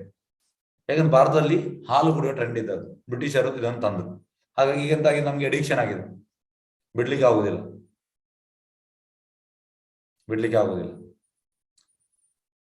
ಹಾಗಾಗಿ ನಾವು ಎಡಿಕ್ಷನ್ ಯಾವುದು ಸೇವನೆ ಮಾಡಬಾರ್ದು. ಯಾಕಂದ್ರೆ ನಾವು ಆದಷ್ಟು ಅಂದ್ರೆ ಈ ಹರ್ಬಲ್ ಟೀ ಕುಡಿಬೇಕು. ಹರ್ಬಲ್ ಟೀ ಅಂದ್ರೆ ಈ ಕಷಾಯ ಅಂತ ಹೇಳ್ತಾರೆ, ಅದನ್ನು ಕುಡಿಬೇಕು. ಈಗ ಓಕೆ, ನಿಷ್ಠ, ರುಚಿ ಬಗ್ಗೆ ಒಂದು. ಹಾಗಾಗಿ ಜನರಿಗೆ ಅದರಲ್ಲಿ ರುಚಿ ಉಂಟು, ಅದಕ್ಕೆ ಅವರು ಬಿಡ್ಲಿಕ್ಕೆ ಆಗುದಿಲ್ಲ. ಮತ್ತೆ ನೋಡಿ, ಕೆಲವರು ಹೇಳ್ತಾರೆ ನಮಗೆ ತಲೆನೋವು ಆಗ್ತದೆ, ಅದು ಎಲ್ಲ ಮೈಂಡ್ ಗೇಮ್. ನೋಡಿ, ನಾನು 2008 ಅಲ್ಲಿ ಟೀ ಕಾಫಿ ಬಿಟ್ಟಿದ್ದೇನೆ. ನಾನು ಅದಕ್ಕಿಂತ ಮುಂಚೆ ದಿವಸದಲ್ಲಿ 7 ಸರಿ ಕುಡಿತಾ ಇದ್ದೆ, ಆದ್ರೆ ನನಗೆ ತಲೆನೋವೇ ಆಗ್ಲಿಲ್ಲ. ಮತ್ತೆ ಅಂದ್ರೆ ಈಗ 13 ವರ್ಷ ಆಯ್ತು, ತಲೆನೋವು ಆಗ್ಲಿಲ್ಲ. ಯಾಕಂದ್ರೆ ಅದು ನಮ್ಮ ಮೈಂಡ್ ಗೇಮ್. ಮೈಂಡ್ ಅಲ್ಲಿ ನಾವು ಎಲ್ಲವನ್ನು ಬಿಡ್ಬೋದು. ಯಾಕೆಂದ್ರೆ ಇದು ಯಾಕೆ ನಾವು ಹೇಳುದು ಅಂದ್ರೆ, ಅದು ಅಡಿಕ್ಷನ್. ಯಾವ್ದೆಲ್ಲ ಅಡಿಕ್ಷನ್ ಉಂಟು ಅದನ್ನ ನಾವು ಬಿಡ್ಬೇಕು. ಭಕ್ತಿಯಲ್ಲಿ ಪ್ರೋಗ್ರೆಸ್ ಆಗಬೇಕಿದ್ರೆ, ಇಲ್ಲದ್ರೆ ನಾವು ಕಂಟಿನ್ಯೂ ಮಾಡ್ಬೋದು. ಹಾಗಾಗಿ ಅದೆಲ್ಲ ಟೇಸ್ಟ್ ಉಂಟು, ನಮ್ಗೆ ಬಿಡ್ಲಿಕ್ಕೆ ಆಗುದಿಲ್ಲ. ಟೇಸ್ಟ್, ರುಚಿ, ಆಸಕ್ತಿ. ರುಚಿ ಆದ್ಮೇಲೆ ಆಸಕ್ತಿ ಯಾರಲ್ಲಿ? ರುಚಿ ಕೂಡ ಯಾರಲ್ಲಿ? ಕೃಷ್ಣನಲ್ಲಿ. ಅಂದ್ರೆ ಕೃಷ್ಣನ ಈ ಭಗವದ್ಗೀತೆ ಕೇಳುವುದರಿಂದ, ಕೃಷ್ಣನ ಈ ಜಪ ಮಾಡುವುದರಲ್ಲಿ, ಕೃಷ್ಣನ ಕೀರ್ತನ, ಕೃಷ್ಣನನ್ನು ಹೊಗಳುವುದಲ್ಲಿ, ಅದರಲ್ಲಿ ರುಚಿ. ಮತ್ತೆ ಆಸಕ್ತಿ ಅಂದ್ರೆ ಅದಕ್ಕೆ ಹೇಳುವಂಥದ್ದು ಪ್ರಿಲಿಮಿನರಿ ಲವ್ ಅಂದ್ರೆ, ಈಗ ಒಬ್ಬ ಹುಡುಗ ಎಕ್ಸಾಂಪಲ್ ಕೊಡುವಂಥದ್ದು, ಹುಡುಗಿಯನ್ನು ನೋಡ್ತಾನೆ ಬಸ್ ಸ್ಟ್ಯಾಂಡ್ ಅಲ್ಲಿ. ಇವತ್ತು ನೋಡ್ತಾನೆ, ನೆಕ್ಸ್ಟ್ ಡೇ ಕೂಡ ಆ ಟೈಮಿಗೆ ಹೋಗ್ತಾನೆ, ಅದರ ನೆಕ್ಸ್ಟ್ ಡೇ ಕೂಡ ಹೋಗ್ತಾನೆ. ಅಂದ್ರೆ ಅವನಿಗೆ ಆಸಕ್ತಿ ಬಂದಿದೆ ಅದು. ಹಾಗೆ ಅಂಥದ್ದು ಆಸಕ್ತಿ ನಮ್ಮ ಕೃಷ್ಣನ ಮೇಲೆ ಬರಬೇಕು. ಆಸಕ್ತಿ ಆದ್ಮೇಲೆ ಭಾವ. ಭಾವ ಅಂದ್ರೆ ಆಲ್ಮೋಸ್ಟ್ ಲವ್. ಅಂದ್ರೆ ಪ್ರಭುಪಾದ ಹೇಳ್ತಾರೆ 80% ಅಂದ್ರೆ ಇನ್ನು 20% ಅಂದ್ರೆ ಪ್ರೇಮ. 80% ಆಗಿದೆ, ಪ್ರೇಮ ಸ್ಟೇಜಿಗೆ ಬಂದಿದ್ದಾನೆ, ಅಂದ್ರೆ ಆಲ್ಮೋಸ್ಟ್ ಲವ್. ಹಾಗೆ ಭರತ್ ಮಹಾರಾಜ್ ಭಾವ ಸ್ಟೇಜ್ ಅಲ್ಲಿ ಇದ್ರು. ಭಾವ ಆದ್ಮೇಲೆ ಪ್ರೇಮ. ಹಾಗೆ ಪ್ರಭುಪಾದ ಹೇಳ್ತಾರೆ ನಾವು ಶ್ರದ್ಧಾ ಸ್ಟೇಜ್ ಅಲ್ಲಿ ಇದ್ದೇವೆ, ನಮ್ಗೆ ಈ 8ನೇ ಸ್ಟೇಜ್ ಅಲ್ಲಿ ಇರುವ ಭಾವ ಸ್ಟೇಜ್ ಅಲ್ಲಿ ಇದ್ದವರಿಗೆ ನಮಗೆ ಕಮೆಂಟ್ ಮಾಡುವ ರೈಟ್ಸ್ ಇಲ್ಲ. ಹಾಗೆ ಪ್ರಭುಪಾದ ನಮಗೆ ವಾರ್ನಿಂಗ್ ಕೊಡ್ತಾ ಇದ್ದಾರೆ, you don't comment on Bharat Maharaj. Yes, ಆದ್ರೂ ಕೂಡ ನಾವು ಈಗ ಒಂದು ವಿಷಯ ತಿಳಿಯುವ. ಈಗ ಭರತ್ ಮಹಾರಾಜ್ ಸಣ್ಣ ಪ್ರಾಯ ನೋಡಿ, ಇದನ್ನು ನಾವು ಅನುಕರಣೆ ಮಾಡ್ಲಿಕ್ಕಿಲ್ಲ. ಪ್ರಭುಪಾದ ಹೇಳ್ತಾರೆ ಇಮಿಟೇಷನ್ ಈಸ್ ವೆರಿ ಡೇಂಜರಸ್. ಅನುಸರಣೆ ಅನುಸರಣೆ ಅಂದ್ರೆ ಈಗ ಶಾಸ್ತ್ರ ನಮಗೆ ಹೇಳಿದೆ, ಪ್ರಭುಪಾದ ಕೃಷ್ಣ ಹೇಳ್ತಾನೆ ಈ ಭಗವದ್ಗೀತೆ ನಾವು ಓದ್ಬೇಕು, ಅದು ಅನುಸರಣೆ. ಅನುಕರಣೆ ಅಂದ್ರೆ ಈಗ ಪ್ರಭುಪಾದ ದಿವಸದಲ್ಲಿ 2 ಗಂಟೆ ಮಲಗ್ತಾ ಇದ್ರು. ಎಸ್, ನಾನು ಕೂಡ 2 ಗಂಟೆ ಮಲಗ್ತೇನೆ, ಅದು ಅನುಕರಣೆ, ಅದು ಡೇಂಜರಸ್. ಈಗ ರಘುನಾಥ ದಾಸ್ ಗೋಸ್ವಾಮಿ ಅವರು ದಿವಸದಲ್ಲಿ 1000 ಬಾರಿ ವೈಷ್ಣವರಿಗೆ ಅಡ್ಡ ಬೀಳ್ತಾ ಇದ್ರು, 1000 ಬಾರಿ ಕೃಷ್ಣನಿಗೆ ಅಡ್ಡ ಬೀಳ್ತಾ ಇದ್ರು. ಅಂದ್ರೆ ಅಡ್ಡ ಬೀಳುವಂಥದ್ದು ದಂಡವತ್ತು. ನಮ್ಗೆ ಅದಾಗ್ಲಿಕ್ಕಿಲ್ಲ. ನಾವು ಒಂದ್ಸಲಿ ಬೀಳುವಾಗ ನಮ್ಗೆ ಬೆನ್ನು ನೋವಾಗ್ತದೆ. ಹಾಗಾಗಿ ಅನುಕರಣೆ ಮಾಡ್ಲಿಕ್ಕಿಲ್ಲ. ಈಗ ರಘುನಾಥ ದಾಸ್ ಗೋಸ್ವಾಮಿ ದಿವಸದಲ್ಲಿ 1 ಗ್ಲಾಸ್ ಮಜ್ಜಿಗೆ ಕುಡಿತಾ ಇದ್ರು, ಅಷ್ಟೇ ಅವರ ಫುಡ್. ಈಗ ನಾನು ಕೂಡ ನಾಳೆಯಿಂದ 1 ಗ್ಲಾಸ್ ಮಜ್ಜಿಗೆ, ಆ 7 ದಿವಸ ನಾವು ಸಾಯ್ತೇವೆ. ಯಾಕೆಂದ್ರೆ ಕಲಿಯುಗದಲ್ಲಿ ಅನ್ನದಲ್ಲಿ ಪ್ರಾಣ ಇರುವಂಥದ್ದು. ಆದ್ರೆ ಅವರು ಉನ್ನತ ಮಟ್ಟದ ಡ್ಯೂಟಿ ಅವರಿಗೆ ಮಾಡ್ಲಿಕ್ಕೆ ಆಗ್ತದೆ, ನಮ್ಗೆ ಆಗುದಿಲ್ಲ. ನಾವು ಉನ್ನತ ಮಟ್ಟದ ಭಕ್ತರಲ್ಲ. ಹಾಗಾಗಿ ಅನುಕರಣೆ ಡೇಂಜರಸ್. ಹಾಗಾಗಿ ಭರತ್ ಮಹಾರಾಜ್ ನೋಡಿ, ನಾನು ಯಾಕೆ ಹೇಳ್ತಾ ಇದ್ದೇನೆ ಅಂದ್ರೆ, ಭರತ್ ಮಹಾರಾಜ್ 24 ವರ್ಷ ಪ್ರಾಯದಲ್ಲಿ ಹೆಂಡತಿ ಮಕ್ಕಳನ್ನು ಬಿಟ್ಟು ಬಂದ್ರು. ಈಗ ನಾವು ಕೂಡ ಅದನ್ನು ಮಾಡ್ಲಿಕ್ಕಿಲ್ಲ. ಭರತ್ ಮಹಾರಾಜ್ ಏನಕ್ಕೆ ಬಿಟ್ಟು ಬಂದಿದ್ದಾರೆ, ನಾವಿಲ್ಲ. ಪ್ರಭುಪಾದ ನಾವು ಹೆಂಡತಿ ಮಕ್ಕಳೊಟ್ಟಿಗೆ ಇರ್ಬೇಕು. ಈಗ ನೋಡಿ, ನಮ್ಮ ಆಕ್ಚುಲಿ ಈಗ ಎಲ್ಲರೂ ಹಿಂದೂಸ್ತಾನ್ ಹೇಳ್ತಾರೆ. ಆಕ್ಚುಲಿ ಹಿಂದೂಸ್ತಾನ್ ಇದು ಶಾಸ್ತ್ರದಲ್ಲಿ ಇಲ್ಲ. ನಾನು ಹಿಂದೂ, ಇದು ಹಿಂದೂಸ್ತಾನ್. ಆಕ್ಚುಲಿ ಹಿಂದೂಸ್ತಾನ್ ಹೇಗೆ ಬಂತು, ಹಿಂದೂ ಹೇಗೆ ಬಂತು ಅಂದ್ರೆ ನೋಡಿ, ಸಿಂಧ್ ಈಗ ಪಾಕಿಸ್ತಾನಿಗೆ ಸೇರಿದೆ. ಅದು ಈ ಮೊಘಲರು ಅಂದ್ರೆ ಮೊಹಮ್ಮದ್ ಗಜ್ನಿ ಅವರು ಬರುವಾಗ ಅವರು ಸಿಂಧ್ ಆಗಿ ಬಂದದ್ದು. ಅವರಿಗೆ ಸಿಂಧ್ ಹೇಳಲಿಕ್ಕೆ ಕಷ್ಟ ಆಯ್ತು, ಅವ್ರು ಹಿಂದ್ ಅಂತ ಹೇಳಿದ್ರು. ಅವರು ಹಿಂದೂಸ್ತಾನ್ ಅಂತ ಹೆಸರಿಟ್ರು. ಹಿಂದೂಸ್ತಾನ್. ಆಕ್ಚುಲಿ ಅಲ್ಲಿ ಶಾಸ್ತ್ರದಲ್ಲಿ ಇಲ್ಲ. ಶಾಸ್ತ್ರದಲ್ಲಿ ಇರುವಂತದ್ದು ಭಾರತ ವರ್ಷ, ಭಾರತ ಅಂತ ಉಂಟು, ಹಿಂದೂಸ್ತಾನ ಇಲ್ಲ. ಹಿಂದೂಸ್ತಾನ ಇಲ್ಲ, ಹಿಂದೂ ಇಲ್ಲ, ಸನಾತನ ಧರ್ಮ ಅಂತ ಉಂಟು, ಹಿಂದೂ ಅನ್ನೋದಿಲ್ಲ. ಹಾಗೆ ಇದನ್ನು ನಾವು ತಿಳಿಯಬೇಕು. ಈಗ ಹೇಗಿತ್ತಂದ್ರೆ, ಭರತ್ ಮಹಾರಾಜ್ ರೂಲ್ ಮಾಡುವ ಮುಂಚೆ ಇಲಾವೃತ ವರ್ಷ ಅಂತ ಇತ್ತು. ಭರತ್ ಮಹಾರಾಜ್ ರೂಲಿಂಗ್ ಆದ್ಮೇಲೆ ನಮ್ಮ ಇದಕ್ಕೆ ಭಾರತ ವರ್ಷ ಅಂತ ಬಂತು. ಅಷ್ಟು ಅವರು ಅಂತ ಒಳ್ಳೆಯ ಒಂದು ರೂಲಿಂಗ್ ಅಂತ. ಆದ್ರೆ ಅವರು 24 ವರ್ಷ ಪ್ರಾಯದಲ್ಲಿ ಸುಂದರ ಹೆಂಡತಿ, ಮತ್ತೆ ತುಂಬಾ ಚಿಕ್ಕ ಮಕ್ಕಳು, ಮತ್ತೆ ಅವರ ರಾಜ್ಯದಲ್ಲಿ ಎಲ್ಲರೂ ಭರತ್ ಮಹಾರಾಜ್ ಅಂದ್ರೆ ಪಂಚಪ್ರಾಣ ಅವರಿಗೆ, ಅಂತ ಒಂದು ರಾಜ್ಯ ಮಾಡ್ತಿದ್ರು. ಆದ್ರೆ ಅದನ್ನು ತ್ಯಜಿಸಿ ಕಾಡಿಗೆ ಹೋದ್ರು. ನೋಡಿ, ಕಾಡಿಗೆ ಹೋಗುವಂತದ್ದು ಅದು ಸತ್ಯಯುಗ. ಭರತ್ ಮಹಾರಾಜ್ ಇದ್ದದ್ದು ಸತ್ಯಯುಗದಲ್ಲಿ, ಈ ಯುಗಕ್ಕೆ ಅಲ್ಲ. ಅಂದ್ರೆ ಧ್ಯಾನ ಮಾಡ್ಲಿಕ್ಕೆ ಆ ಯುಗದಲ್ಲಿ, ಈ ಯುಗಕ್ಕೆ ಅಲ್ಲ. ಕಲಿಯುಗಕ್ಕೆ ಹರಿನಾಮ ಸಂಕೀರ್ತನ, ಯುಗ ಧರ್ಮ ಪ್ರಕಾರ. ಸತ್ಯಯುಗಕ್ಕೆ ಧ್ಯಾನ, ತ್ರೇತಾಯುಗಕ್ಕೆ ಯಜ್ಞ, ದ್ವಾಪರ ಯುಗಕ್ಕೆ ಅರ್ಚನಾ, ಕಲಿಯುಗಕ್ಕೆ ನಾಮ ಸಂಕೀರ್ತನ, ಭಗವಂತನ ಪವಿತ್ರ ನಾಮವನ್ನು ನಾವು ಜಪಿಸುವಂಥದ್ದು. ಹಾಗಾಗಿ ಅವರು ಭಾವ ಸ್ಟೇಜ್ ಅಲ್ಲಿ ಇದ್ರು. ಅವರು ಸಮಾಧಿ ಆಗ್ಲಿಕ್ಕೆ ಅವರು ಕಾಡಿಗೆ ಹೋದ್ರು, ಎಲ್ಲವನ್ನು ತ್ಯಜಿಸಿ. ಶಾಸ್ತ್ರದಲ್ಲಿ ಹೇಗೆ ಉಂಟಂದ್ರೆ, ಮಲ ಅಂದ್ರೆ ನಮ್ಮ ಈ ಸ್ಟೂಲ್, ನಾವು ಬೆಳಿಗ್ಗೆಲ್ಲ ನಾವು ಹೊಟ್ಟೆ ಕ್ಲಿಯರ್ ಮಾಡ್ತೇವೆ, ಅದು ಮಲ. ಹಾಗಾಗಿ ಈಗ ಮಲ ಈ ಹಳ್ಳಿಯಲ್ಲಿ ನೋಡಿ, ಅವರಿಗೆ ಟಾಯ್ಲೆಟ್ ಇರುವುದಿಲ್ಲ, ಅವರು ಗುಡ್ಡೆಯಲ್ಲಿ ಮಾಡ್ತಾರೆ. ಮತ್ತೆ ಅದನ್ನು ನೋಡ್ಲಿಕ್ಕಿಲ್ಲ, ಮಲ ಮಾಡಿದ ಮೇಲೆ ಅದನ್ನು ನೋಡ್ಲಿಕ್ಕಿಲ್ಲ, ಸೀದಾ ಬರ್ಲಿಕ್ಕೆ. ಅದೇ ರೀತಿ ಮಲವನ್ನು ನಾವು ಹೇಗೆ ತ್ಯಜಿಸ್ತಾರೆ, ಆ ರೀತಿ ಹೆಂಡತಿ ಮಕ್ಕಳು ಮತ್ತೆ ರಾಜ್ಯದ ವಾಸಿಗಳನ್ನು ತ್ಯಜಿಸಿ ಬಂದಿದ್ದಾರೆ ಕಾಡಿಗೆ ಹೋದದ್ದು. ಅಂತ ಸಾಕ್ಷಾತ್ಕಾರ ಇತ್ತು ಅವರಿಗೆ. ಅಲ್ಲಿ ಹೋಗಿ ಎಂತ ಆಯ್ತು ಅಂದ್ರೆ ಕಾಡಿಗೆ ಹೋಗಿ ಅಲ್ಲಿ ಒಂದು ಗರ್ಭಿಣಿ ಜಿಂಕೆ ನೀರಲ್ಲಿ ಬಿದ್ದಿತ್ತು. ಆ ನೀರಲ್ಲಿ ಬಿದ್ದ ಜಿಂಕೆಯನ್ನು ಬಚಾವ್ ಮಾಡ್ಲಿಕ್ಕೆ ಹೋದ್ರು. ಯಾಕಂದ್ರೆ ಈ ಭಕ್ತರು ಯಾವಾಗ್ಲೂ ಸರ್ವೇಶು ಭೂತೇಶು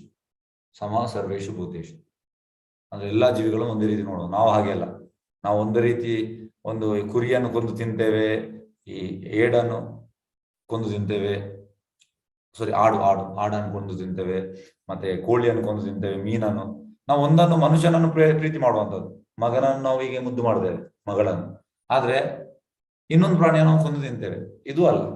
ಆದ್ರೆ ಭಕ್ತರು ಹಾಗೆ ಅಲ್ಲ. ಭಕ್ತರು ಎಲ್ಲಾ ಜೀವಿಗಳನ್ನು ಮುದ್ದು ಮಾಡುವಂಥದ್ದು, ಇದು ಥಿಂಕಿಂಗ್. ಹಾಗಾಗಿ ಆ ಗರ್ಭಿಣಿ ಜಿಂಕೆ ನೀರಲ್ಲಿ ಬಿದ್ದಿತ್ತು, ಅದನ್ನು ಬಚಾವ್ ಮಾಡ್ಲಿಕ್ಕೆ ಹೋದ್ರು. ಬಚಾವ್ ಮಾಡ್ಲಿಕ್ಕೆ ಹೋಗಿ ಬಚಾವ್ ಮಾಡಿದ್ರು. ಆ ಗರ್ಭಿಣಿ ಜಿಂಕೆ ಮಗುವಿಗೆ ಜನ್ಮ ಕೊಟ್ಟು ಅದು ಸತ್ತೋಯ್ತು. ಈಗ ಇಲ್ಲಿ ಒಂದು ನಾವು ಇಂಪಾರ್ಟೆಂಟ್ ಒಂದು ಮೆಸೇಜ್ ಉಂಟು.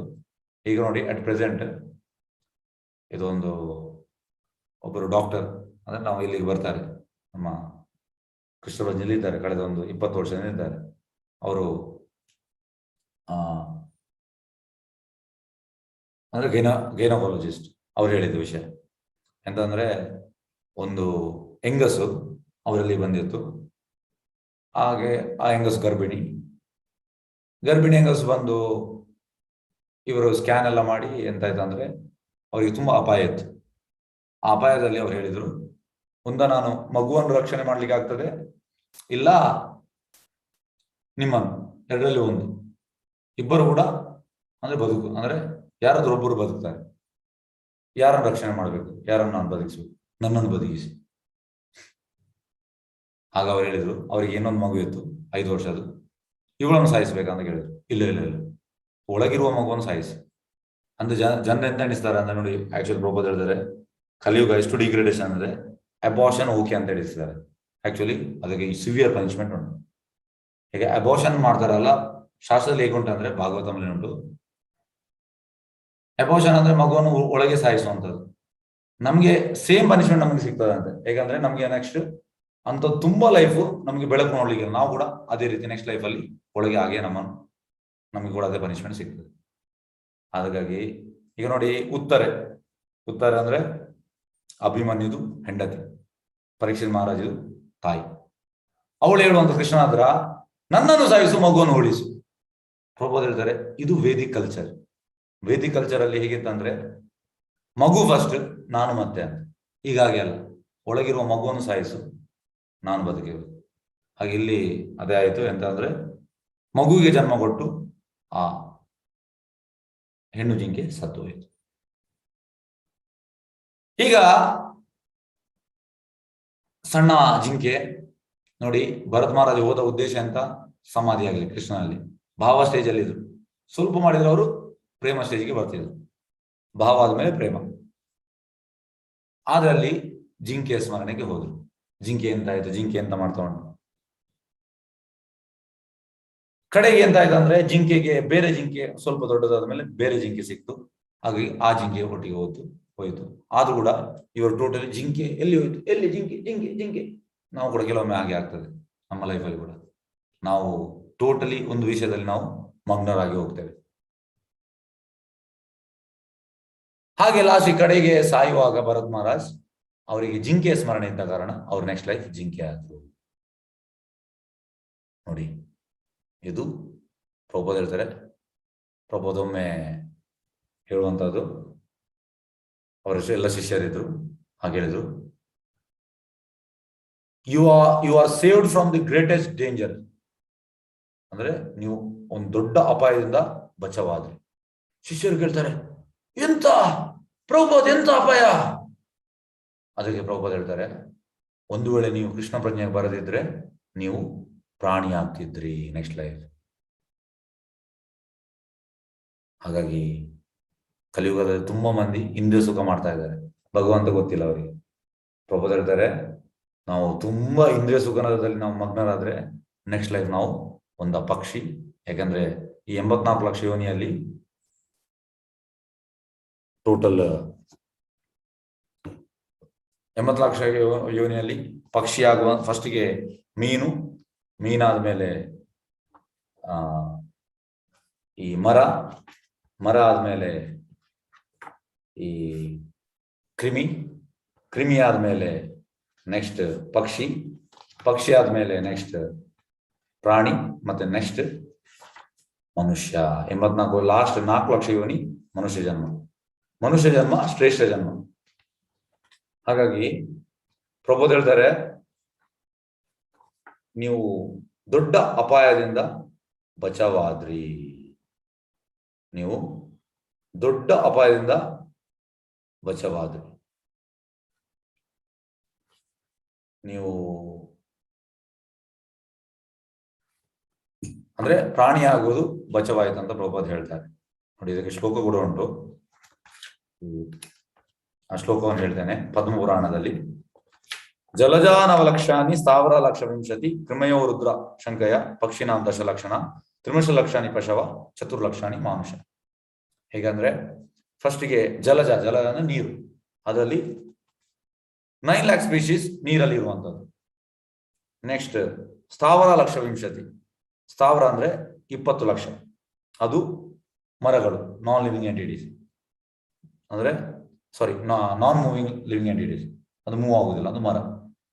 ಮತ್ತೆ ಕ್ರಿಮಯೋ ರುದ್ರ ಶಂಕಯ, ಕ್ರಿಮಿಗಳು 11 ಲಕ್ಷ.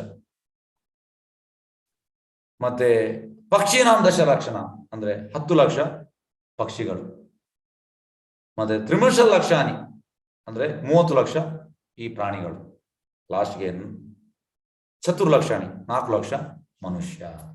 ಹಾಗಾಗಿ 84 ಲಕ್ಷ ನೋಡಿ ದಾಸರ ಕೀರ್ತನೆಯಲ್ಲಿ, 84 ಲಕ್ಷ ಯೋನಿ ಜನ್ಮರಾಶಿಯಲ್ಲಿ ದಾಟಿ ಬಂದ ಈ ಶರೀರ ತಾನಲ್ಲ ತನ್ನದಲ್ಲ, ಈ ರೀತಿ ಉಂಟು ದಾಸರ ಕೀರ್ತನ. ಇಬ್ಬರು ಕೂಡ ಆಚಾರ್ಯರು, ಪುರಂದರದಾಸರು ಮತ್ತೆ ಕನಕದಾಸರು, ಹಾಗೆ ಅವರಲ್ಲಿ ಮೆನ್ಷನ್ ಮಾಡಿದ್ದಾರೆ.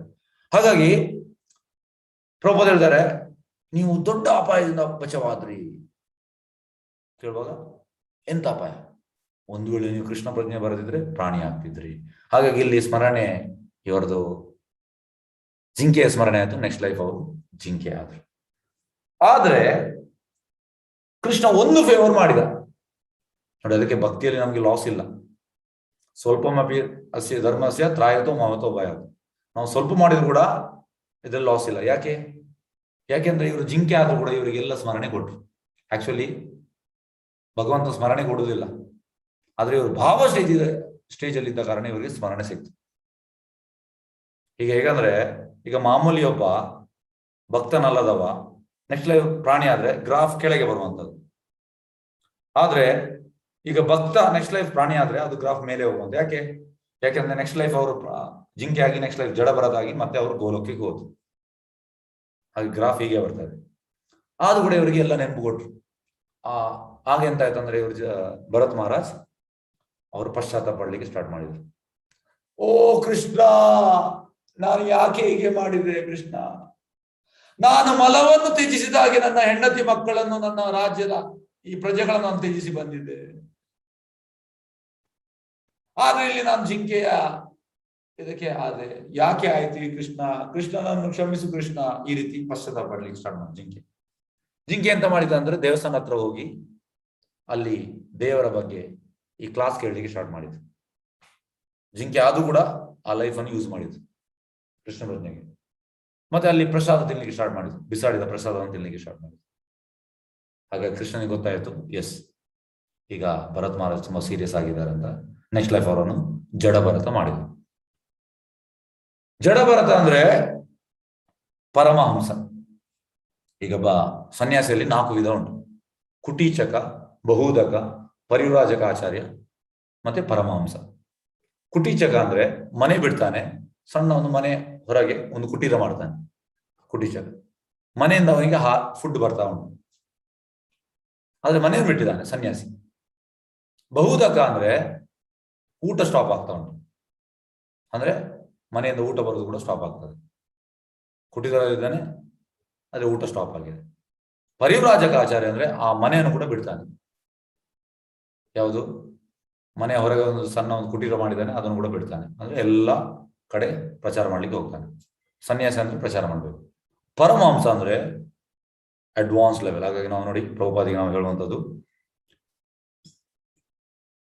ನಾವು ಅಂದ್ರೆ ಎಂ ವಿಷ್ಣುಪಾದ್ ಪರಮಹಂಸ ಪರಿವ್ರಾಜಕಾಚಾರ್ಯ, ಪರಮಹಂಸ ಪರಿವ್ರಾಜಕಾಚಾರ್ಯ ನಾವು ಹೇಳ್ತೇವೆ, ಪ್ರೇಮ್ ಧ್ವನಿ ಹೇಳುವಾಗ ನಾವು ಹೇಳ್ತೇವೆ. ಹಾಗಾಗಿ ಪರಮಹಂಸ, ಈ ಜಡಭರತ ಪರಮಹಂಸ ಆಗಿದ್ದ ನೋಡಿ. ಪರಮಹಂಸರು ಜಸ್ಟ್ ಪ್ರಭುಪಾದ ಹೇಳ್ತಾರೆ, ಪರಮಹಂಸರು ನಗಡಿದ್ರೆ ಎಲ್ಲರಿಗೂ ಒಳ್ಳೇದಾಗ್ತದೆ. ಜಸ್ಟ್ ಅವ್ರು ನಗಡಿದ್ರೆ ಸಾಕು. ಆದ್ರೆ ಜಡಭರತ ಎಂತ ಮಾಡಿದ ಅಂದ್ರೆ, ಊರಲ್ಲಿ ಕಿವಿ ಕೇಳದಾಗೆ ಮತ್ತೆ ಬಾಯಿ ಬರದಾಗೆ ಒಂದು ನಾಟಕ ಮಾಡಿದ, ಮೂಕ ಮತ್ತೆ ಕಿವುಡ.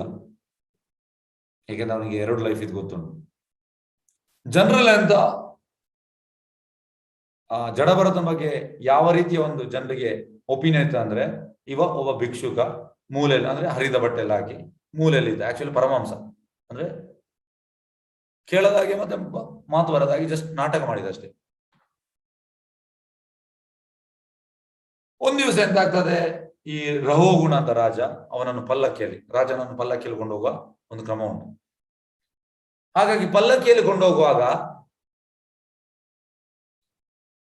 ಒಬ್ಬನಿಗೆ ಸಾಕಾಗ್ತದೆ, ಅದು 4 ಜನ ಹೆಗಲು ಬೇಕು, ಒಬ್ಬನಿಗೆ ಎಂತದ್ದು ಅವನಿಗೆ ಸಾಕಾಗ್ತದೆ. ಆಗ ಆ ಮಂತ್ರಿ ಹೇಳ್ತಾನೆ, ಮಂತ್ರಿ ಹತ್ರ ಹೇಳ್ತಾನೆ, ನನಗೆ ಸಾಕಾಗ್ತುಂಟು. ಮಂತ್ರಿ ನಿಲ್ಲಿಸು ಅಂತ ಹೇಳ್ತಾನೆ. ನಿಲ್ಲಿಸಿದ ಅಲ್ಲಿಯೇ ಪಕ್ಕದಲ್ಲಿ ಜಡಭರತ ಇದ್ದ. ಮಂತ್ರಿ ಕೂಡ ಜಡಭರತನ ಬಗ್ಗೆ ಗೊತ್ತು. ಅಂದ್ರೆ ಇವ ವೇಸ್ಟ್ ಆಫ್ ಬಾಡಿ. ಈ ಕೆಲವೊಮ್ಮೆ ಇರ್ತದ್ರೆ ಊರಲ್ಲೆಲ್ಲ ಮೂಲೆಯಲ್ಲಿ ಇರ್ತಾರೆ ಯಾರಾದ್ರು, ಅಂದ್ರೆ ಅರ್ಧ ಬಟ್ಟೆ ವೇಸ್ಟ್ ಅಂತ ಎಣಿಸಿದ್ರು. ಹಾಗಾಗಿ ಮಂತ್ರಿ ಹೇಳ್ದ, ಜಡಭರತ, ನೀನ್ ಹೇಗೂ ವೇಸ್ಟ್ ಅಲ್ಲ, ಇಲ್ಲಿ ಬಾ, ಹೆಗಲು ಕೊಡು. ಹಾಗಾಗಿ ಜಡಭರತ ಬಂದ,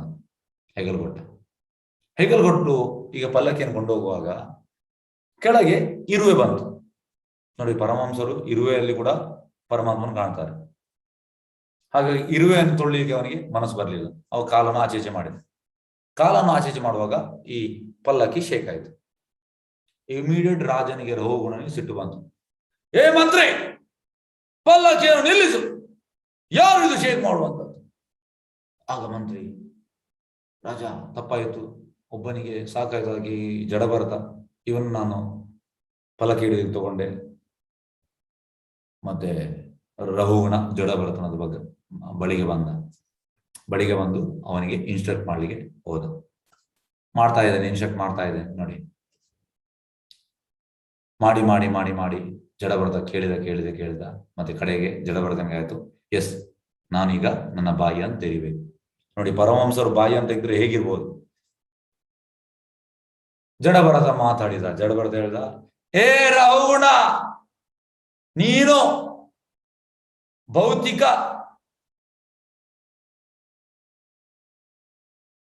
ಈ ಸುಖದಲ್ಲಿ, ಅಂದ್ರೆ ಕಾಡು ಕಿಚ್ಚು ಎನ್ನುವ ಭೌತಿಕ ಸುಖದಲ್ಲಿ ಇದ್ದೀಯಾ? Material enjoyment of forest fire. ನೀನು ಕಾಡು ಕಿಚ್ಚಲ್ಲಿ ನಿನ್ನ ಭೌತಿಕ ಇದನ್ನು ಮಾಡ್ತಾ ಇದೀಯಾ ಅಂತ ಹೇಳಿದ. ನಿಜವಾಗಿ ಈ ಲೈಫ್ ಇರುವಂತದ್ದು ಸಾಕ್ಷಾತ್ಕಾರಕ್ಕೆ, ಆದ್ರೆ ನೀನು ಇಂದ್ರಿಯ ಸುಖ ಮಾಡ್ತಾ ಇದೀಯಾ ಅಂತ ಅವನಿಗೆ ಮಾತಾಡಿದ. ಇಮಿಡಿಯೇಟ್ ಅವನ ಮಾತು ಕೇಳಿ, ಯಾಕಂದ್ರೆ ಪರಮಹಂಸರಿಗೆ ಅಡ್ಡ ಬೀಳ್ತಾರೆ ಯಾರು ಕೂಡ. ಇಮಿಡಿಯೇಟ್ ರಹುಗುಣನಿಗೆ ಆಯ್ತು, ಇವ ಮಾಮೂಲಿ ಜನ ಅಲ್ಲ ಅಂತ ಇಮಿಡಿಯೇಟ್ ಅವನಿಗೆ ಅಡ್ಡ ಬಿದ್ದ.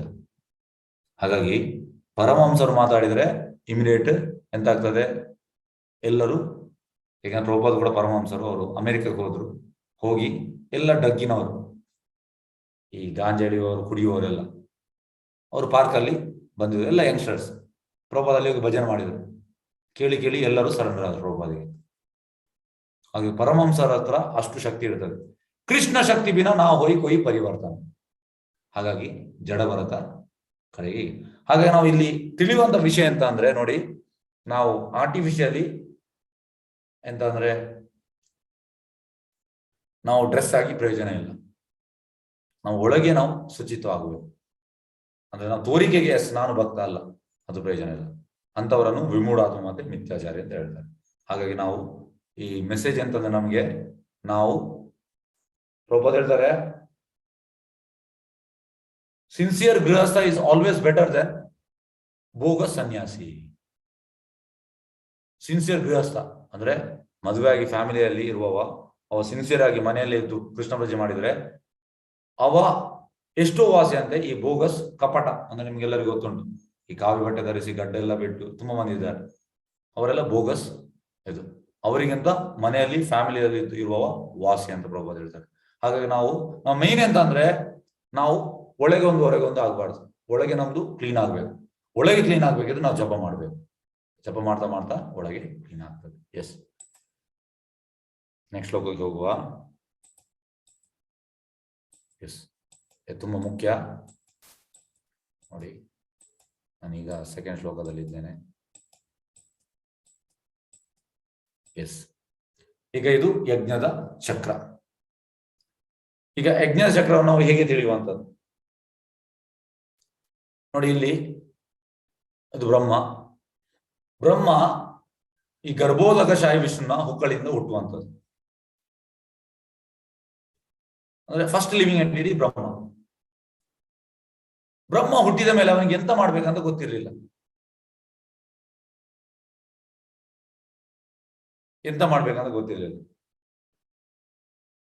ಆಗ ಎಂತಾಯ್ತು? ಆಗ ಕೃಷ್ಣ ಗರ್ಭೋದಕ ಶಾಹಿ ವಿಷ್ಣುನ ಹೊಕ್ಕಳಿಯಿಂದ ಹುಟ್ಟಿದಂಥದ್ದು ಯಾರು? ಬ್ರಹ್ಮ ಎಂತ ಮಾಡ್ತಾನೆ? ಮೇಲೆ ಮೇಲೆ ಹೋಗ್ಲಿಕ್ಕೆ ಸ್ಟಾರ್ಟ್ ಮಾಡ್ತಾನೆ. ಆಗ ಇಮಿಡಿಯೇಟ್ ಟಪ್ ಅಂತ ಸೌಂಡ್ ಬರ್ತದೆ. ಟಪ್ ಸೌಂಡ್ ಕೇಳಿ ಅವನಿಗೆ ಆಗ್ತದೆ ನಾವು ತಪಸ್ ಮಾಡ್ಬೇಕು. ನೋಡಿ ಎಷ್ಟು ಬುದ್ಧಿವಂತ ನೋಡಿ. ನಮ್ಗೆ ನಾವು ತಪಸ್ ಮಾಡಿ ಅಂತ ಹೇಳಿದ್ರು ನಾವು ಮಾಡುದಿಲ್ಲ. ತಪಸ್ ಅಂದ್ರೆ ಎಂತ? ಕಲಿಯುಗಕ್ಕೆ ಜಪ ಮಾಡುವಂಥದ್ದು. ನಾವು ಮಾಡುದಿಲ್ಲ. ಆದ್ರೆ ಖಾಲಿ ಟಪ್ ಸೌಂಡ್ ಇಂದ ಗೊತ್ತಾಯ್ತು. ಈಗ ಆ ಶ್ಲೋಕ ಉಂಟು, ಆ ಶ್ಲೋಕವನ್ನು ಹೇಳ್ತೇನೆ. ಭಾಗವತಮದ್ದು ಮೊದಲ ಸ್ಕಂದದ್ದು ಮೊದಲ ಅಧ್ಯಾಯದ್ದು ಮೊದಲ ಶ್ಲೋಕ. ಜನ್ಮಾದಿಯಸ್ಯ ಯತೋ ಅನ್ವಯಾತ್ ಇತರಶ್ಚಾರ್ಥೇಷು ಅಭಿಜ್ಞಾಸ್ವರಾಟ್ ತೇನೆ ಬ್ರಹ್ಮ ಹೃದಯ ಆದಿ ಕವಯೇ ಮೂಯಂತಿ ಯಸ್ ಸೂರ್ಯ. ಅಂದ್ರೆ ತೇನೆ ಬ್ರಹ್ಮ ಹೃದಯ, ಬ್ರಹ್ಮನ ಹೃದಯಕ್ಕೆ ತಪಸ್ ಮಾಡಿದ ಮೇಲೆ ಕೃಷ್ಣ ಸಾಕ್ಷಾತ್ಕಾರ ಆಗ್ತದೆ. ಕೃಷ್ಣ ಬರ್ತಾನೆ. ಹಾಗೆ ಮತ್ತೆ ತಪಸ್ ಮಾಡ್ಲಿಕ್ಕೆ ಸ್ಟಾರ್ಟ್ ಮಾಡ್ತಾನೆ ಬ್ರಹ್ಮ ತಪಸ್ ಮಾಡಿದ ಮೇಲೆ ಕೃಷ್ಣ ಬರ್ತಾನೆ. ಮತ್ತೆ ಕೃಷ್ಣ ಅವನಿಗೆಲ್ಲವನ್ನು ತಿಳಿಸ್ತಾನೆ. ಹಾಗೆ ಇದೆಲ್ಲ ವೇದಗಳಲ್ಲಿ ಉಂಟು. ಮತ್ತೆ ವೇದದಲ್ಲಿ ಕರ್ತವ್ಯ ಉಂಟು. ಈಗ ಹೆಚ್ಚಿನವರು ಹೇಳ್ತಾರೆ, ಎಸ್ ನನಗೆ ಕೂಡ ಕರ್ತವ್ಯ ಉಂಟು. ಎಂತ ಕರ್ತವ್ಯ ಅಂದ್ರೆ 24 ಗಂಟೆಯಲ್ಲಿ 8 ಗಂಟೆ ನಾವು ದೇಹಕ್ಕೆ ಕೊಡ್ಬೇಕಂದ್ರೆ ನೋಡಿ, ಪ್ರಭುಪಾದ ನಮಗೆ 6 ಗಂಟೆ ಮಲಗಲಿಕ್ಕೆ ಹೇಳಿದ್ದಾರೆ. ರಾತ್ರಿ 9ರಿಂದ 3 ಇದು ಪ್ರಭುಪಾದ ಹೇಳಿದ ವಿಷಯ. ಹಾಗಾಗಿ 6 ಗಂಟೆ ನಾವು ಮಲಗಬೇಕು ದೇಹಕ್ಕೆ. ಯಾಕೆಂದ್ರೆ ಇಲ್ಲ ನಮಗೆ ರೋಗ ಬರ್ತದೆ. ಮತ್ತೆ 2 ಗಂಟೆ ಬೆಳಿಗ್ಗೆ ಅರ್ಧ ಗಂಟೆ ತಿನ್ಲಿಕ್ಕೆ, ಸಂಜೆ ಅರ್ಧ ಗಂಟೆ ತಿನ್ಲಿಕ್ಕೆ, ಅದು ದೇಹಕ್ಕೆ. ಮತ್ತೆ ಬೆಳಿಗ್ಗೆ ಅರ್ಧ ಗಂಟೆ ನಮ್ದು ಎಂತ ಹೇಳುವಂಥದ್ದು, ನಾವು ಸ್ನಾನ ಮಾಡ್ತೇವೆ, ಮಲ ವಿಸರ್ಜನೆ ಇದಕ್ಕೆಲ್ಲ. ಮತ್ತೆ ಸಂಜೆ. ಹಾಗಾಗಿ 8 ಗಂಟೆ ದೇಹಕ್ಕೆ, 6 ಗಂಟೆ ಮಲಗಲಿಕ್ಕೆ, ಅರ್ಧ ಗಂಟೆ ಬೆಳಿಗ್ಗೆ ತಿನ್ಲಿಕ್ಕೆ, ಸಂಜೆ ಮತ್ತೆ ನಮ್ಮ ರಿಕ್ರಿಯೇಷನ್ಗೆ. ಇಲ್ಲಿಗೆ 8 ಗಂಟೆ ಆಯ್ತು. ಇದು ದೇಹಕ್ಕೆ. ಮತ್ತೆ 8 ಗಂಟೆ ಮನಸ್ಸಿಗೆ. ಅಂದ್ರೆ ನಾವು 8 ಗಂಟೆ ಕೆಲಸ ಮಾಡಲೇಬೇಕು. ಈಗ ಲೇಬರ್ ಆಕ್ಟ್ ಕೂಡ ಹೇಳ್ಬೋದು, ಲೇಬರ್ ಲಾ 8 ಗಂಟೆ. ಈಗ ನೋಡಿ, ಕಂಪನಿಯಲ್ಲಿ 9:15ಗೆ ಸ್ಟಾರ್ಟ್ ಆಗ್ತದೆ ಕೆಲಸ. 9:15 ನಾವು ಪಂಚ್ ಮಾಡ್ಬೇಕು. ಮತ್ತೆ 1:15ಗೆ ಲಂಚ್ ಬ್ರೇಕ್, 2:15 ತನಕ. ಅಲ್ಲಿಗೆ ಎಷ್ಟಾಯ್ತು? 10:15, 11:15, 12:15, 1:15, 4 ಗಂಟೆ ಆಯ್ತು. 2:15 6:15 ಎಲ್ಲಿ ಬೇಕು ನೋಡಿ. ಲೇಬರ್ ಆಕ್ಟ್ ಇದು 8 ಗಂಟೆ. ಹಾಗೆ ನಾವು 8 ಗಂಟೆ ಕೆಲಸ ಮಾಡ್ಲೇಬೇಕು. ಒಂದು ಕೃಷ್ಣನಿಗೆ ಮಾಡ್ಬೋದು, ಯಾವುದು ಅದು 8 ಗಂಟೆ ನಾವು ಮಾಡ್ಲೇಬೇಕು. ಈಗ ಈ ಕ್ಲಾಸ್ ಮಾಡೋದು ಕೂಡ ಕೆಲಸ. ನಿಮಗೆ ಕ್ಲಾಸ್ ಮಾಡೋದು ನಮ್ದು ಕೆಲಸ. ಮತ್ತೆ ಇದಕ್ಕೆ ನಾವು ಓದ್ಬೇಕು, ಕ್ಲಾಸ್ ಮಾಡ್ಬೇಕಿದ್ರೆ ಅದು ಕೂಡ ಕೆಲಸ. ಹಾಗಾಗಿ 8 ಗಂಟೆ ನಾವು ಕೆಲಸ ಮಾಡ್ಬೇಕು. ಶಾಸ್ತ್ರ ಹೇಳುವಂಥದ್ದು ಅದು 8 ಗಂಟೆ ಮನಸ್ಸಿಗೆ ಆಯ್ತು. 8 ಗಂಟೆ ಆತ್ಮಕ್ಕೆ. ಇದು ಜನರಿಗೆ ಗೊತ್ತಿಲ್ಲ. ಜನರು ಎಂತ ಮಾಡ್ತಾರೆ ಅಂದ್ರೆ 10 ಗಂಟೆ ಮಲಗ್ತಾರೆ, 10 ಗಂಟೆ ಕೆಲಸ ಮಾಡ್ತಾರೆ, 4 ಗಂಟೆ ಈ ರೀತಿ ತಿನ್ಲಿಕ್ಕೆ ಅದಕ್ಕೆಲ್ಲ ಯೂಸ್ ಮಾಡ್ತಾರೆ. ಹಾಗಾಗಿ ಜನರಿಗೆ ಗೊತ್ತಿಲ್ಲ ಇದು. ಹಾಗಾಗಿ ಪ್ರಾಬ್ಲಮ್ ಬರುವಂಥದ್ದು. ನಾವು 8 ಡಿವೈಡ್ ಮಾಡಿದ್ರೆ ಏನು ಪ್ರಾಬ್ಲಮ್ ಬರುವುದಿಲ್ಲ. 8 ಗಂಟೆ ಆತ್ಮಕ್ಕೆ. ಈಗ ಪ್ರಭುಪಾದ ನಮ್ಗೆ ಎಂತ ಕೊಟ್ಟದ್ದು? 8 ಗಂಟೆ ಆತ್ಮಕ್ಕೆ 2 ಗಂಟೆ ಜಪ ನಾವು ಮಾಡ್ತೇವೆ. ಮತ್ತೆ 1 ಗಂಟೆ ಕೀರ್ತನೆ, ನಾವು ಕೀರ್ತನೆ ಕೂಡ ಮಾಡ್ತೇವೆ 1 ಗಂಟೆ. ಮತ್ತೆ 2 ಗಂಟೆ ಓದ್ಲಿಕ್ಕೆ ಹೇಳಿದ್ದಾರೆ ಪ್ರಭುಪಾದ, ನಾವು ಓದ್ತೇವೆ. ಈ ಭಗವದ್ಗೀತೆ ಭಾಗವತ ಓದ್ತೇವೆ. ಮತ್ತೆ 3 ಗಂಟೆ ಸೇವೆ ಮಾಡ್ಲಿಕ್ಕೆ ಹೇಳಿದ್ದಾರೆ ಭಗವಂತನಿಗೆ, ಅದು ನಾವು ಮಾಡ್ತಾ ಇದ್ದೇವೆ. ಹಾಗಾಗಿ 8 ಭಗವಂತನಿಗೆ ನಾವು ಯೂಸ್ ಮಾಡ್ಬೇಕು. ಅದು ಸಾರಿ, ಆತ್ಮಕ್ಕೆ 8 ದೇಹಕ್ಕೆ, 8 ಮನಸ್ಸಿಗೆ, 8 ಆತ್ಮಕ್ಕೆ. ಇದು ಕರ್ತವ್ಯ. ಮತ್ತೆ ಯಜ್ಞ ಮಾಡ್ಬೇಕು ನಾವು. ಯಜ್ಞ ಅಂದ್ರೆ ಕಲಿಯುಗಕ್ಕೆ ಸಂಕೀರ್ತನ ಯಜ್ಞ. ಈಗ ಇದಕ್ಕೆ ಒಂದು ಸಣ್ಣ ಒಂದು, ಯಾಕಂದ್ರೆ ಇದು ಬರ್ತದೆ 6ನೇ ಅಧ್ಯಾಯದಲ್ಲಿ ಬರ್ತದೆ, ಆಗ ನಿಮಗೆ ತಿಳಿಸ್ತೇನೆ. ಈಗ ಇದಕ್ಕೊಂದು ಸಣ್ಣ ನಾನು ಉದಾಹರಣೆ ಕೊಡ್ತೇನೆ. ಯಜ್ಞದಿಂದ ಮಳೆ ಬರ್ತದೆ, ಹಾಗೆ ಇದಕ್ಕೊಂದು ನಾನು ಉದಾಹರಣೆ ಕೊಡ್ತೇನೆ. ಈಗ ತಿರುಪತಿಯಲ್ಲಿ ಇದೊಂದು 30 ವರ್ಷದ ಹಿಂದೆ ಆದ ಘಟನೆ. ತಿರುಪತಿಯಲ್ಲಿ ಒಂದು ಟೈಮಲ್ಲಿ ಮಳೆ ಇರಲಿಲ್ಲ, ಹಾಗಾಗಿ ತಿರುಪತಿಯವರು ಯಜ್ಞ ಎಲ್ಲ ಮಾಡಿದರು. ಈಗ ಅವರು ರಾಮಾನುಜ ಸಂಪ್ರದಾಯ ಸೇರಿದವರು, ಈಗ ನಾವು ಮಧ್ವ ಸಂಪ್ರದಾಯ ಸೇರಿದವರು, ಇಸ್ಕಾನ್ ನಾವು. ಹಾಗಾಗಿ 4 ಸಂಪ್ರದಾಯ ಉಂಟು. ಯಾವುದೆಲ್ಲ? ಬ್ರಹ್ಮ ಮಧ್ವ ಸಂಪ್ರದಾಯ, ಸ್ತ್ರೀ ಸಂಪ್ರದಾಯ, ರುದ್ರ ಸಂಪ್ರದಾಯ ಮತ್ತೆ ಕುಮಾರ ಸಂಪ್ರದಾಯ. ಹಾಗಾಗಿ ಇವರೆಲ್ಲ ಸಂಪ್ರದಾಯದವರಿಗೆ ಹೇಳಿದ್ರು, ಇಲ್ಲಿ ಮಳೆ ಇಲ್ಲ, ನೀವೆಲ್ಲ ಬಂದು ಯಜ್ಞ ಮಾಡಿ ಅಂತ. ಹಾಗೆ ಎಲ್ಲರೂ ಬಂದು ಯಜ್ಞ ಮಾಡಿದ್ರು, ಆದ್ರೂ ಕೂಡ ಮಳೆ ಬರಲಿಲ್ಲ. ಲಾಸ್ಟಿಗೆ ನಮ್ಗೆ ಇಸ್ಕಾನ್ಗೆ ಅಪ್ರೋಚ್ ಆಗಿ ಹೇಳಿದ್ರು, ನೀವೆಂಥದ್ದು ಯಜ್ಞ ಮಾಡಿ ಅಂತ. ಅದಕ್ಕೆ ಅವ್ರು ಹೇಳಿದ್ರು, ನಾವು ಇಸ್ಕಾನ್ ಅವ್ರು ಹೇಳಿದ್ರು, ನಾವು ಸಂಕೀರ್ತನ ಯಜ್ಞ ಮಾಡ್ತೇವೆ, ಕೀರ್ತನ ಮಾಡ್ತೇವೆ. ಆಯ್ತು. ಮತ್ತೆ ಒಂದು 100 ಭಕ್ತರು ಹೋದ್ರು. ತಿರುಪತಿಗೆ ಒಂದು ಪ್ರದಕ್ಷಿಣೆ ಬಂದ್ರು. ಈಗ ಪ್ರದಕ್ಷಿಣೆ ಬಂದು ಕೀರ್ತನ ಮಾಡ್ತಾ, ಭಜನೆ ಮಾಡ್ತಾ, ಲಾಸ್ಟ್ಗೆ ಧ್ವಜ ಸ್ತಂಭದ ಹತ್ರ ಬರುವಾಗ ಮಳೆ ಬಂತು. ಹಾಗಾಗಿ ಎಷ್ಟು ಖುಷಿ ಆಯ್ತು ಅಂದ್ರೆ, ಈ ತಿರುಪತಿ ದೇವಸ್ಥಾನ ಬೋರ್ಡ್ನವರಿಗೆ, ಈಗ ನಮ್ಮ ಕೆಳಗೆ ತಿರುಪತಿಯಲ್ಲಿ ಇಸ್ಕಾನ್ ಉಂಟು, ಆ ಜಾಗವನ್ನು ತಿರುಪತಿ ದೇವಸ್ಥಾನ ಬೋರ್ಡ್ ನಮಗೆ ಫ್ರೀ ಆಗಿ ಕೊಟ್ಟದ್ದು. ಹಾಗಾಗಿ ಕಲಿಯುಗಕ್ಕೆ ನೀವು ಜಪ ಮತ್ತೆ ಕೀರ್ತನೆ ಯಜ್ಞ ಮಾಡಿದರೆ ಮಳೆ ಬರ್ತದೆ. ಇದು ತುಂಬಾ ಅಂದ್ರೆ ತುಂಬಾ ಎಂತ ಹೇಳುವಂತದ್ದು ನಿಜವಾದ ಘಟನೆ. ಮಳೆ ಬರ್ತದೆ, ಮಳೆಯಿಂದ ಧಾನ್ಯ ಆಗ್ತದೆ. ನೋಡಿ, ಈಗ ಧಾನ್ಯ ಹಾಕ್ಬೇಕಿದ್ರೆ ರೈತರು ಯಾವಾಗಲೂ ಪ್ರೇ ಮಾಡ್ತಾ ಇರ್ತಾರೆ, ಮಳೆ ಬೀರಿಸು ಅಂತ. ಹಾಗಾಗಿ ಮಳೆ ಬೀರಿಸಬೇಕಿದ್ರೆ ಮಳೆಯಿಂದಲೇ ಧಾನ್ಯ ಆಗುವಂಥದ್ದು. ಆ ಧಾನ್ಯದಿಂದ ನಾವು ಪ್ರಸಾದ ಮಾಡ್ತೇವೆ, ಮತ್ತೆ ಭಗವಂತನಿಗೆ ಕೊಡ್ತೇವೆ. ಹಾಗೆ ಯಜ್ಞದ ಚಕ್ರ ಅಂತಂದ್ರೆ ಭಗವಂತನಿಂದ ಬಂದದ್ದು ಭಗವಂತನಿಗೆ ಹೋಗ್ಬೇಕು. ಹಾಗಾಗಿ ನಾವು ಹೇಗೆಂದ್ರೆ ನಮ್ಮ ಇಂದ್ರಿಯ ಸುಖಕ್ಕೆ ನಾವು ತಿನ್ನಬಾರ್ದು, ನಾವು ಭಗವಂತನ ಅರ್ಪಣೆ ಮಾಡಿ ಮತ್ತೆ ನಾವು ತಿನ್ಬೇಕು. ಇದಕ್ಕೆ ಹೇಳುವಂಥದ್ದು ಪ್ರಸಾದ. ಹಾಗೆ ಯಜ್ಞ ಎಂತಂದ್ರೆ ಭಗವಂತನ ಬಂದದ್ದು ಕಡೆಗೆ ಭಗವಂತನಿಂದ ಹೋಗುವಂತ, ಇದು ಯಜ್ಞ ಚಕ್ರ.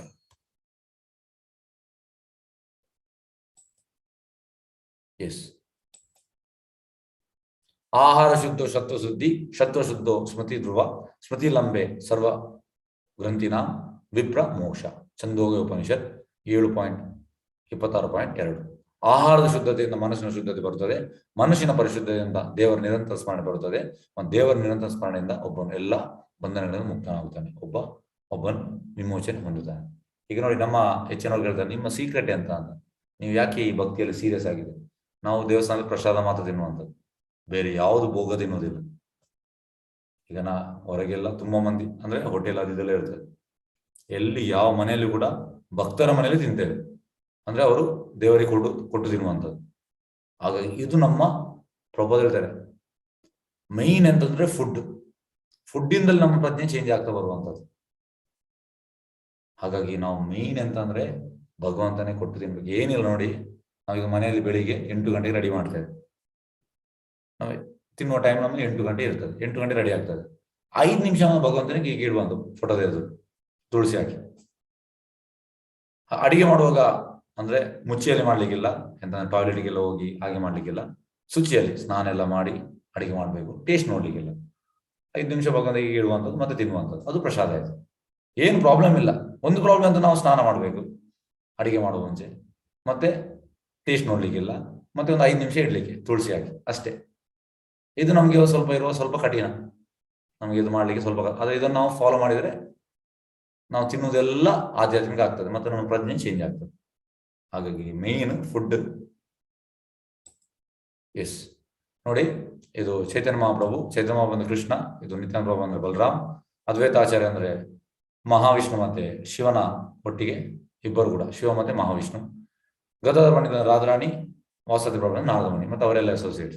ಹಾಗೆ ಚೈತನ್ಯ ಮಹಾಪ್ರಭು ಕೃಷ್ಣವರ್ಣಂ ತ್ರಿಷಾ ಕೃಷ್ಣಂ ಸಂಗೋಪಾಂಗಾಸ ಪಾರ್ಷದಂ ಯಜ್ಞ ಸಂಖ್ಯೆ ಪ್ರಾಯ ಯಜಂತಿ ಸುಮೇಧಸಿ. ಇದು ಭಾಗವತದಲ್ಲಿ 11ನೇ ಸ್ಕಂದ 5ನೇ ಅಧ್ಯಾಯ 32 ಶ್ಲೋಕ. ಕೃಷ್ಣವರ್ಣಂ ತ್ರಿಷಾ ಕೃಷ್ಣಂ ಅಂದ್ರೆ ಇವರು ಕೃಷ್ಣನೇ, ಆದ್ರೆ ಕೃಷ್ಣನ ಕಲರ್ ಅಲ್ಲ, ಸಂಗೋಪಾಂಗ ಪಾರ್ಷದ ಅಂದ್ರೆ ಅವರು ಅವರ ಸಂಗಡಿಗರೊಟ್ಟಿಗೆ ಬರ್ತಾರೆ. ಮತ್ತೆ ಎಂತ ಮಾಡ್ತಾರೆ? ಯಜ್ಞ ಸಂಕೀರ್ತನ ಪ್ರಾಯ ಅಂದ್ರೆ ಅವರು ಸಂಕೀರ್ತನ ಯಜ್ಞ ಮಾಡ್ತಾರೆ. ಯಜಂತಿ ಸುಮೇಧ ಅಂದ್ರೆ ಬುದ್ಧಿವಂತರು ಇದರಲ್ಲಿ ಪಾಲ್ಗೊಳ್ತಾರೆ ಅಂತ ಉಂಟು. ಹಾಗೆ ನಾವು ಕೂಡ ಬುದ್ಧಿವಂತರಾಗಬೇಕು. ಬುದ್ಧಿವಂತರು ಈ ಪ್ರಭುಪಾದಿ ಚೈತನ್ಯ ಮಹಾಪ್ರಭು ಕೀರ್ತನಲ್ಲಿ ಪಾಲ್ಗೊಳ್ತಾರೆ. ನೋಡಿ, ಶ್ರೀಕೃಷ್ಣ ಚೈತನ್ಯ ಪ್ರಭು ನಿತ್ಯಾನಂದ ಶ್ರೀ ಅದ್ವೈತ ಗದಾಧರ ಶ್ರೀವಾಸಾದಿ ಗೌರ ಭಕ್ತ ಬೃಂದ. ಇದನ್ನ ಹೇಳಿ ಮತ್ತೆ ನಾವು ಹರೇ ಕೃಷ್ಣ ಕೃಷ್ಣ ಕೃಷ್ಣ ಹರೇ ಹರೇ, ಹರೇ ರಾಮ ರಾಮ ರಾಮ ಈ ರೀತಿ ಕೀರ್ತನ ಮಾಡುವಂಥದ್ದು. ಕೀರ್ತನ ಮಾಡ್ಲಿಕ್ಕೆ ಮಿನಿಮಮ್ 2 ಜನ ಬೇಕು. ಜಪ ಅಂದ್ರೆ ಒಬ್ಬನೇ. ಮತ್ತೆ ಜಪ ನೋಡಿ, ನಾವು ಯಾಕೆ ಜಪ ಮಾಡ್ಬೇಕು? ಕೃಷ್ಣ ಹೇಳಿದ್ದಾನೆ ಭಗವದ್ಗೀತೆಯಲ್ಲಿ 10ನೇ ಅಧ್ಯಾಯ 25ನೇ ಶ್ಲೋಕ. ಯಜ್ಞೇನಾಂ ಜಪೋ ಯಜ್ಞೋ ಅಸ್ಮಿ. ಯಜ್ಞದಲ್ಲಿ ನಾವು ಜಪ ಯಜ್ಞ. ಕೃಷ್ಣ ಹೇಳಿದ ಮೇಲೆ ಅದು ಅಥಾರಿಟಿ. ನಾವು ಜಪ ಯಜ್ಞ ಮಾಡಬೇಕು. ಶ್ರೀಕೃಷ್ಣ ಚೈತನ್ಯ ಪ್ರಭು ನಿತ್ಯಾನಂದ ಶ್ರೀ ಅದ್ವೈತ ಗದಾಧರ ಶ್ರೀವಾಸಾದಿ ಗೌರ ಭಕ್ತ ಹರೇ ಕೃಷ್ಣ ಕೃಷ್ಣ ಕೃಷ್ಣ ಹರೇ ಹರೇ, ಹರೇ ರಾಮ ರಾಮ ರಾಮ. ಜಪ ಅಂದ್ರೆ ನಾವು ಕೇಳುವಷ್ಟು ಜೋರಾಗಿ ಮಾಡುವಂಥದ್ದು.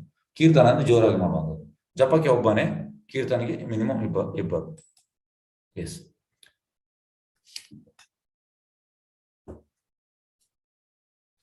ಶ್ಲೋಕ 13. ಯಜ್ಞಶಿಷ್ಟಾಶಿನ ಶಂತೋ ಮುಚ್ಯಂತೆ ಸರ್ವಕಿಲ್ಬಿಷಿ ಮುಂಜತೆ ತೇತು ಅಗಂ ಪಾಪ ಏ ಪಚ್ಚಂತಿ ಆತ್ಮಕಾರಣಾತ್. ಭಗವಂತನ ಭಕ್ತರು ಎಲ್ಲಾ ಬಗೆಯ ಪಾಪಗಳಿಂದ ಬಿಡುಗಡೆ ಹೊಂದುತ್ತಾರೆ, ಏಕೆಂದ್ರೆ ಅವರು ಯಜ್ಞ ಶೇಷನ ಊಟ ಮಾಡ್ತಾರೆ. ವೈಯಕ್ತಿಕ ಸಂತೋಷಗೋಸ್ಕರ ಪಾಕ ಮಾಡಿಕೊಳ್ಳುವವರು ಖಂಡಿತವಾಗಿ ಪಾಪವನ್ನೇ ಊಟ ಮಾಡ್ತಾರೆ. ನೋಡಿ, ನಾವೆಂತ ಇವತ್ತು ಮಗನಿಗೆ ಎಂತ ಕೊಡುವ, ಗಂಡನಿಗೆ ಎಂತ ಕೊಡುವ, ತಾಯಿಗೆ ಎಂತ ಕೊಡುವ, ಹೆಂಡತಿಗೆ ಎಂತ ಕೊಡುವ, ಈ ರೀತಿ ಯೋಚನೆ ನಾವು ಅಡಿಗೆ ಮಾಡುವಂಥದ್ದು. ಆದ್ರೆ ಭಕ್ತರು ಹಾಗೆ ಅಲ್ಲ, ಇವತ್ತು ಕೃಷ್ಣನಿಗೆ ಎಂತ ಕೊಡುವಂಥದ್ದು. ಇದು ಒಳ್ಳೆ ಸ್ಮರಣೆ. ಎಸ್, ಕೃಷ್ಣನಿಗೆ ನಾನು ಇವತ್ತು ಎಂತ ಕೊಡುವಂಥದ್ದು.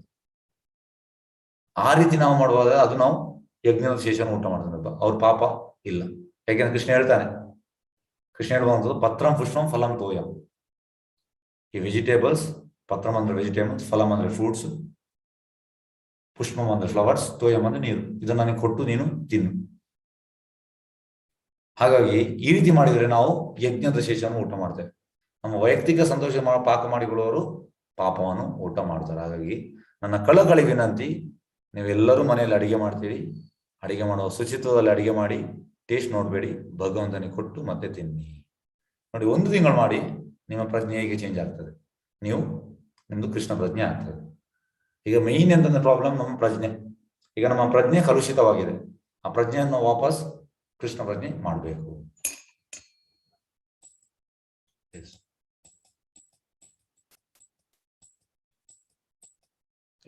ನೋಡಿ, ಇಲ್ಲಿ ವೇದಿಕೆ ಉಂಟು, 5 ವೇದಿಕೆ. ಫಸ್ಟಿಗೆ ದೈಹಿಕ ವೇದಿಕೆ ಅಂದ್ರೆ ಇದಕ್ಕೆ ಹೇಳುವಂಥದ್ದು ಅನ್ನಮಯ ಕೋಶ. ಅನ್ನಮಯ ಕೋಶ ಅಂದ್ರೆ ಎಂತ? ದೈಹಿಕ ವೇದಿಕೆ ಅಂದ್ರೆ ಅವ ದೇಹದ ಭಾವನೆಯಲ್ಲಿ ಇದ್ದಾನೆ, ಅವನಿಗೆ 3 ಹೊತ್ತು ತಿನ್ಲಿಕ್ಕೆ ಸಿಕ್ಕಿದ್ರೆ ಸಾಕು. ಈಗ ನೋಡಿ, ನಾಯಿ ಬೆಳಿಗ್ಗೆ ಬರ್ತದೆ ತಿನ್ಲಿಕ್ಕೆ ಬೇಗ ಅಂತ ನಾವು ಕೊಡ್ತೇವೆ, ಮಧ್ಯಾಹ್ನ ಬರ್ತದೆ ಕೊಡ್ತೇವೆ, ಸಂಜೆ ಬರ್ತದೆ ಕೊಡ್ತೇವೆ, ಎಲ್ಲಿ ಬೇಕಾದ್ರೂ ಮಲಗ್ತದೆ. ಹಾಗಾಗಿ ಇದಕ್ಕೆ ಹೇಳುವಂಥ ತಮೋ ಗುಣ. ಪ್ರಭುಪಾದ ಹೇಳಿದರೆ ಹೆಚ್ಚಿನವರು ಈ ವೇದಿಕೆಯಲ್ಲಿ ಇದ್ದಾರೆ. ಕಲಿಯುಗದಲ್ಲಿ ತಿನ್ಲಿಕ್ಕೆ ಸಿಕ್ಕಿ ಸಾಕು, ಎಲ್ಲ ಬೇಡದು ಮಾಡುವಂಥದ್ದು. ಇದಕ್ಕೆ ಹೇಳುವಂಥ ದೈಹಿಕ ವೇದಿಕೆ, ತಮೋ ಗುಣ.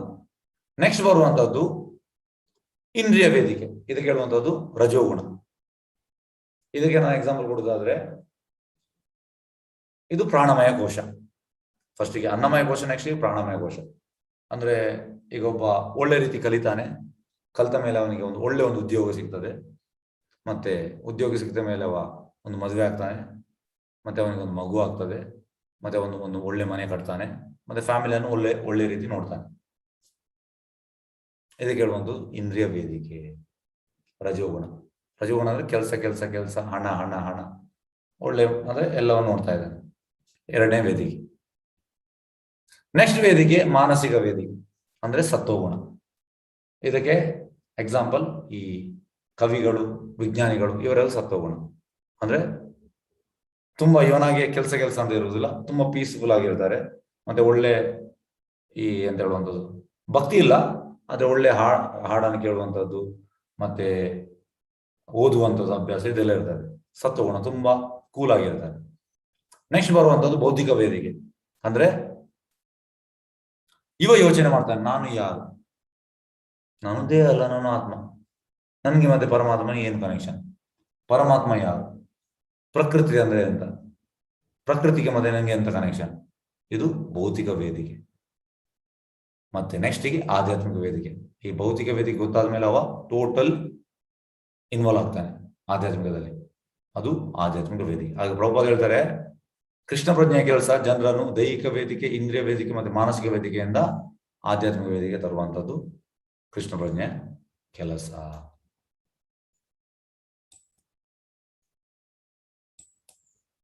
ಎಸ್,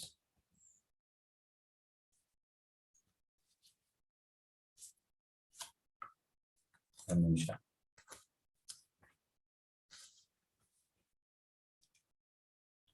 ಇಂದ್ರಿಯಾಣಿ ಪರಾಣಿ ಆಹುರಿಂದ್ರಿಯೇಭ್ಯ ಪರಮಂ ಮನಃ ಮನಸ್ಸಸ್ತು ಪರಾ ಬುದ್ಧೇ ಯೋ ಬುದ್ಧೇ ಪರತತ್ಸು ಸಹ. ಕ್ರಿಯಾಶಾಲಿಯಾದ ಇಂದ್ರಿಯಗಳು ಜಡವಸ್ತುಗಿಂತ ಶ್ರೇಷ್ಠ, ಮನಸ್ಸು ಇಂದ್ರಿಯಗಳಿಂದ ಶ್ರೇಷ್ಠ, ಬುದ್ಧಿಯು ಮನಸ್ಸಿಗಿಂತ ಇನ್ನೂ ಬಹುಶ್ರೇಷ್ಠ ಮತ್ತು ಆತ್ಮನು ಬುದ್ಧಿಗಿಂತ ಬಹುಶ್ರೇಷ್ಠ. ಈಗ ನಾವು ಇದನ್ನು ಹೇಗೆ ತಿಳಿಯುವಂಥದ್ದು? ಫಸ್ಟಿಗೆ ಜಡವಸ್ತು. ಜಡವಸ್ತು ಅಂದ್ರೆ ಈಗ ಟೇಬಲ್, ಇದು ಜಡವಸ್ತು. ಈಗ ಇಂದ್ರಿಯಗಳು ಯಾವುದೆಲ್ಲ? ಈಗ ನೋಡುವಂಥದ್ದು, ಕೇಳುವಂಥದ್ದು, ಮತ್ತೆ ಇದೆಲ್ಲ ಇಂದ್ರಿಯಗಳು. ಹಾಗಾಗಿ ಇಂದ್ರಿಯಗಳು ಜಡವಸ್ತುಗಿಂತ ಶ್ರೇಷ್ಠ. ಈ ಜಡವಸ್ತು ಅಂದ್ರೆ ಈಗ ಟೇಬಲ್ ಜಡವಸ್ತು. ಮನಸ್ಸು ಇಂದ್ರಿಯಗಿಂತ ಶ್ರೇಷ್ಠ. ನೋಡಿ, ಇಂದ್ರಿಯಗಳಿಗಿಂತ ಮನಸ್ಸು ಶ್ರೇಷ್ಠ, ಬುದ್ಧಿಯು ಮನಸ್ಸಿಗಿಂತ ಇನ್ನು ಬಹುಶ್ರೇಷ್ಠ ಮತ್ತು ಆತ್ಮನು ಬುದ್ಧಿಗಿಂತ ಬಹುಶ್ರೇಷ್ಠ. ಈಗ ಇದಕ್ಕೆ ಎಕ್ಸಾಂಪಲ್ ಕೊಡೋದಾದ್ರೆ, ಈಗ ಫಸ್ಟ್ ಕನ್ನಡಿ ದೇಹ. ಈಗ ದೇಹದ ಕನ್ನಡಿಯಲ್ಲಿ ಧೂಳು ಇದ್ರೆ ನಿಮ್ಗೆ ನೆಕ್ಸ್ಟ್ ಕನ್ನಡಿ ಕಾಣುದಿಲ್ಲ. ಅದು ಯಾವುದು? ನೆಕ್ಸ್ಟ್ ಕನ್ನಡಿ. ದೇಹ ಆದ್ಮೇಲೆ ನೆಕ್ಸ್ಟ್ಗೆ ಮನಸ್ಸು. ಮನಸ್ಸಿನ ಧೂಳು ತೆಗೆದ ಮೇಲೆ ನಮ್ಗೆ ನೆಕ್ಸ್ಟ್ ನಿಮ್ಗೆ ಬುದ್ಧಿ ಕನ್ನಡಿ ಕಾಣ್ತದೆ. ಆ ಬುದ್ಧಿಯ ಕನ್ನಡಿ ಧೂಳು ತೆಗೆದ ಮೇಲೆ ನೆಕ್ಸ್ಟ್ ನಿಮ್ಗೆ ಆತ್ಮ ಕಾಣ್ತಾನೆ. ಆತ್ಮ ನೀವು ಅಲ್ಲಿಂದ ಧೂಳನ್ನು ಹೊರಿಸಿದ್ರೆ ನೆಕ್ಸ್ಟ್ ನಿಮ್ಗೆ ಪರಮಾತ್ಮ ಕಾಣ್ತಾನೆ. ಹಾಗೆ ಒಂದಕ್ಕೆ ಒಂದು ಇಂಟರ್ಲಿಂಕ್. ಹಾಗೆ ಧೂಳು ಎಂತ? ಧೂಳು ಕಾಮ. ಧೂಳು ಅಂದ್ರೆ ಕಾಮ. ಹಾಗಾಗಿ ನಾವು ಯಾವಾಗ ಇಂದ್ರಿಯಗಳನ್ನು ನಾವು ಕೃಷ್ಣನಿಗೆ ಅರ್ಪಣೆ ಮಾಡ್ತೇವೆ, ಆಗ ನಮ್ಮ ಮನಸ್ಸು ಕೂಡ ಸರಿ ಇರ್ತದೆ, ಬುದ್ಧಿ ಕೂಡ ಸರಿ ಇರ್ತದೆ, ಆತ್ಮ ಅದರ ನಿಜವಾದ ಅನುಭವವನ್ನು ಪಡೀತದೆ, ಖುಷಿಯನ್ನು ಪಡೀತದೆ. ಹಾಗೆ ನಾವು ಇಂದ್ರಿಯಗಳನ್ನು ಕೃಷ್ಣನಿಗೆ ಅರ್ಪಣೆ ಮಾಡಬೇಕು. ಎಸ್, ನೋಡಿ ಇಲ್ಲಿ ಇದು ಇಂದ್ರಿಯಗಳು 5 ಕುದುರೆ, ಮತ್ತೆ ಇದು ಹಗ್ಗ ಮನಸ್ಸು, ಇದು ಬುದ್ಧಿ ಪ್ಯಾಸೆಂಜರ್, ಸಾರಥಿ ಬುದ್ಧಿ, ಮತ್ತೆ ಇದು ಪ್ಯಾಸೆಂಜರ್ ಆತ್ಮ. ಹಾಗಾಗಿ ಯಾವಾಗ ನಾವು ಇಂದ್ರಿಯಗಳನ್ನು ಕೃಷ್ಣನಿಗೆ ಅರ್ಪಣೆ ಮಾಡ್ತೇವೆ, ಆಗ ಮನಸ್ಸು ಕಂಟ್ರೋಲ್ ಇರ್ತದೆ. ಇಲ್ಲದ ಮನಸ್ಸು ಎಲ್ಲೆಲ್ಲಿ ಹೋಗ್ತದೆ. ಮನಸ್ಸು ಕಂಟ್ರೋಲ್ ಬಂದ ಮೇಲೆ ಬುದ್ಧಿ ಚುರುಕಾಗ್ತದೆ. ಬುದ್ಧಿ ಚುರುಕಾದ ಮೇಲೆ ನಮಗೆ ಆತ್ಮದ ನಿಜವಾದ ಪೊಸಿಷನ್ ಗೊತ್ತಾಗ್ತದೆ. ಎಸ್, ಯದ್ ಆಚರತಿ ಶ್ರೇಷ್ಠ ತತ್ ಏವತರೋ ಜನ ಸಯತ್ ಪರಮಾನಂ ಕುರುತೆ ಲೋಕಸ್ತತ್ ಅನುವರ್ತತೆ. ಶ್ರೇಷ್ಠನಾದವನು ಹೇಗೆ ನಡೆದರೆ ಹಾಗೆ ಸಾಮಾನ್ಯ ಜನ ಅನುಸರಿಸುತ್ತಾರೆ. ಮೇಲ್ಪಂಕ್ತಿಯ ತನ್ನ ಕಾರ್ಯಗಳಿಂದ ಆತನು ಯಾವುದನ್ನು ಪ್ರಮಾಣವನ್ನಾಗಿ ಮಾಡುತ್ತಾನೋ ಅದನ್ನೇ ಲೋಕವು ಅನುಸರಿಸುತ್ತದೆ. ಅಂದ್ರೆ ಈಗ ನೋಡಿ, ಲೀಡರ್ ಮಾಡ್ಬೇಕು ಮತ್ತೆ ಮಾಮೂಲಿ ಜನರು ಮಾಡ್ತಾರೆ, ಮಾಮೂಲಿ ಜನರು ಅದನ್ನು ಫಾಲೋ ಮಾಡ್ತಾರೆ. ಈಗ ನಿಮಗೆ ಒಂದು ಉದಾಹರಣೆ ಕೊಡುವುದಂದ್ರೆ, ಈಗ ರಜನಿಕಾಂತ್ 20 ವರ್ಷದಿಂದ ನಮ್ಮ ಸ್ವಲ್ಪ ಕೃಷ್ಣ ಭಜನೆ ಫಾಲೋ ಮಾಡ್ತಾನೆ. ಹಾಗಾಗಿ ಕಂಠಿ ಮಾಲೆ ಅಂತ ತುಳಸಿ ಕಂಠಿ ಈಗ ನಾವು ಕುತ್ತಿಗೆ ಹಾಕ್ತೇವೆ, ಅದನ್ನವ ಕುತ್ತಿಗೆ ಹಾಕಿದೆ. ಮತ್ತೆ ಎಂತ ತಮಿಳುನಾಡಲ್ಲಿ ಎಲ್ಲರೂ ಪರ್ಚೇಸ್ ಮಾಡಿದ್ರು ಈ ತುಳಸಿ ಮಾಲೆ ಕಂಠಿ. ಹಾಗಾಗಿ ಲೀಡರ್ ಮಾಡಿದ್ರೆ ಬಾಕಿ ಜನ ಕೂಡ ಮಾಡ್ತಾರೆ. ಈಗ ಲೀಡರ್ ಕೃಷ್ಣ ಭಜನೆ ತಗೊಂಡ್ರೆ ಬಾಕಿ ಜನರು ಕೂಡ ತಗೊಳ್ತಾರೆ. ಹಾಗಾಗಿ ಲೀಡರ್ ಕೆಲಸ ತುಂಬಾ ಮುಖ್ಯ. ಇಲ್ಲಿ ಕೃಷ್ಣ ಹೇಳುವಂಥದ್ದು, ಅರ್ಜುನ ನೀನು ಯುದ್ಧ ಮಾಡು, ಯಾಕೆ ನಿನ್ನನ್ನು ಮತ್ತೆ ಜನರು ಫಾಲೋ ಮಾಡ್ತಾರೆ. ನೀನು ಕಾಡಿಗೆ ಹೋದ್ರೆ ಅದನ್ನೇ ಜನರು ಫಾಲೋ ಮಾಡ್ತಾರೆ, ಹಾಗೆ ಯುದ್ಧ ಮಾಡು ಅಂತ ಹೇಳ್ತಾರೆ.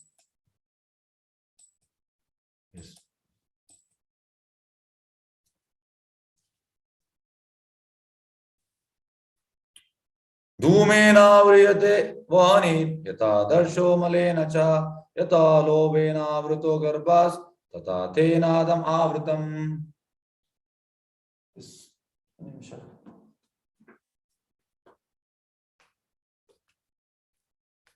ಹರೇ ಕೃಷ್ಣ.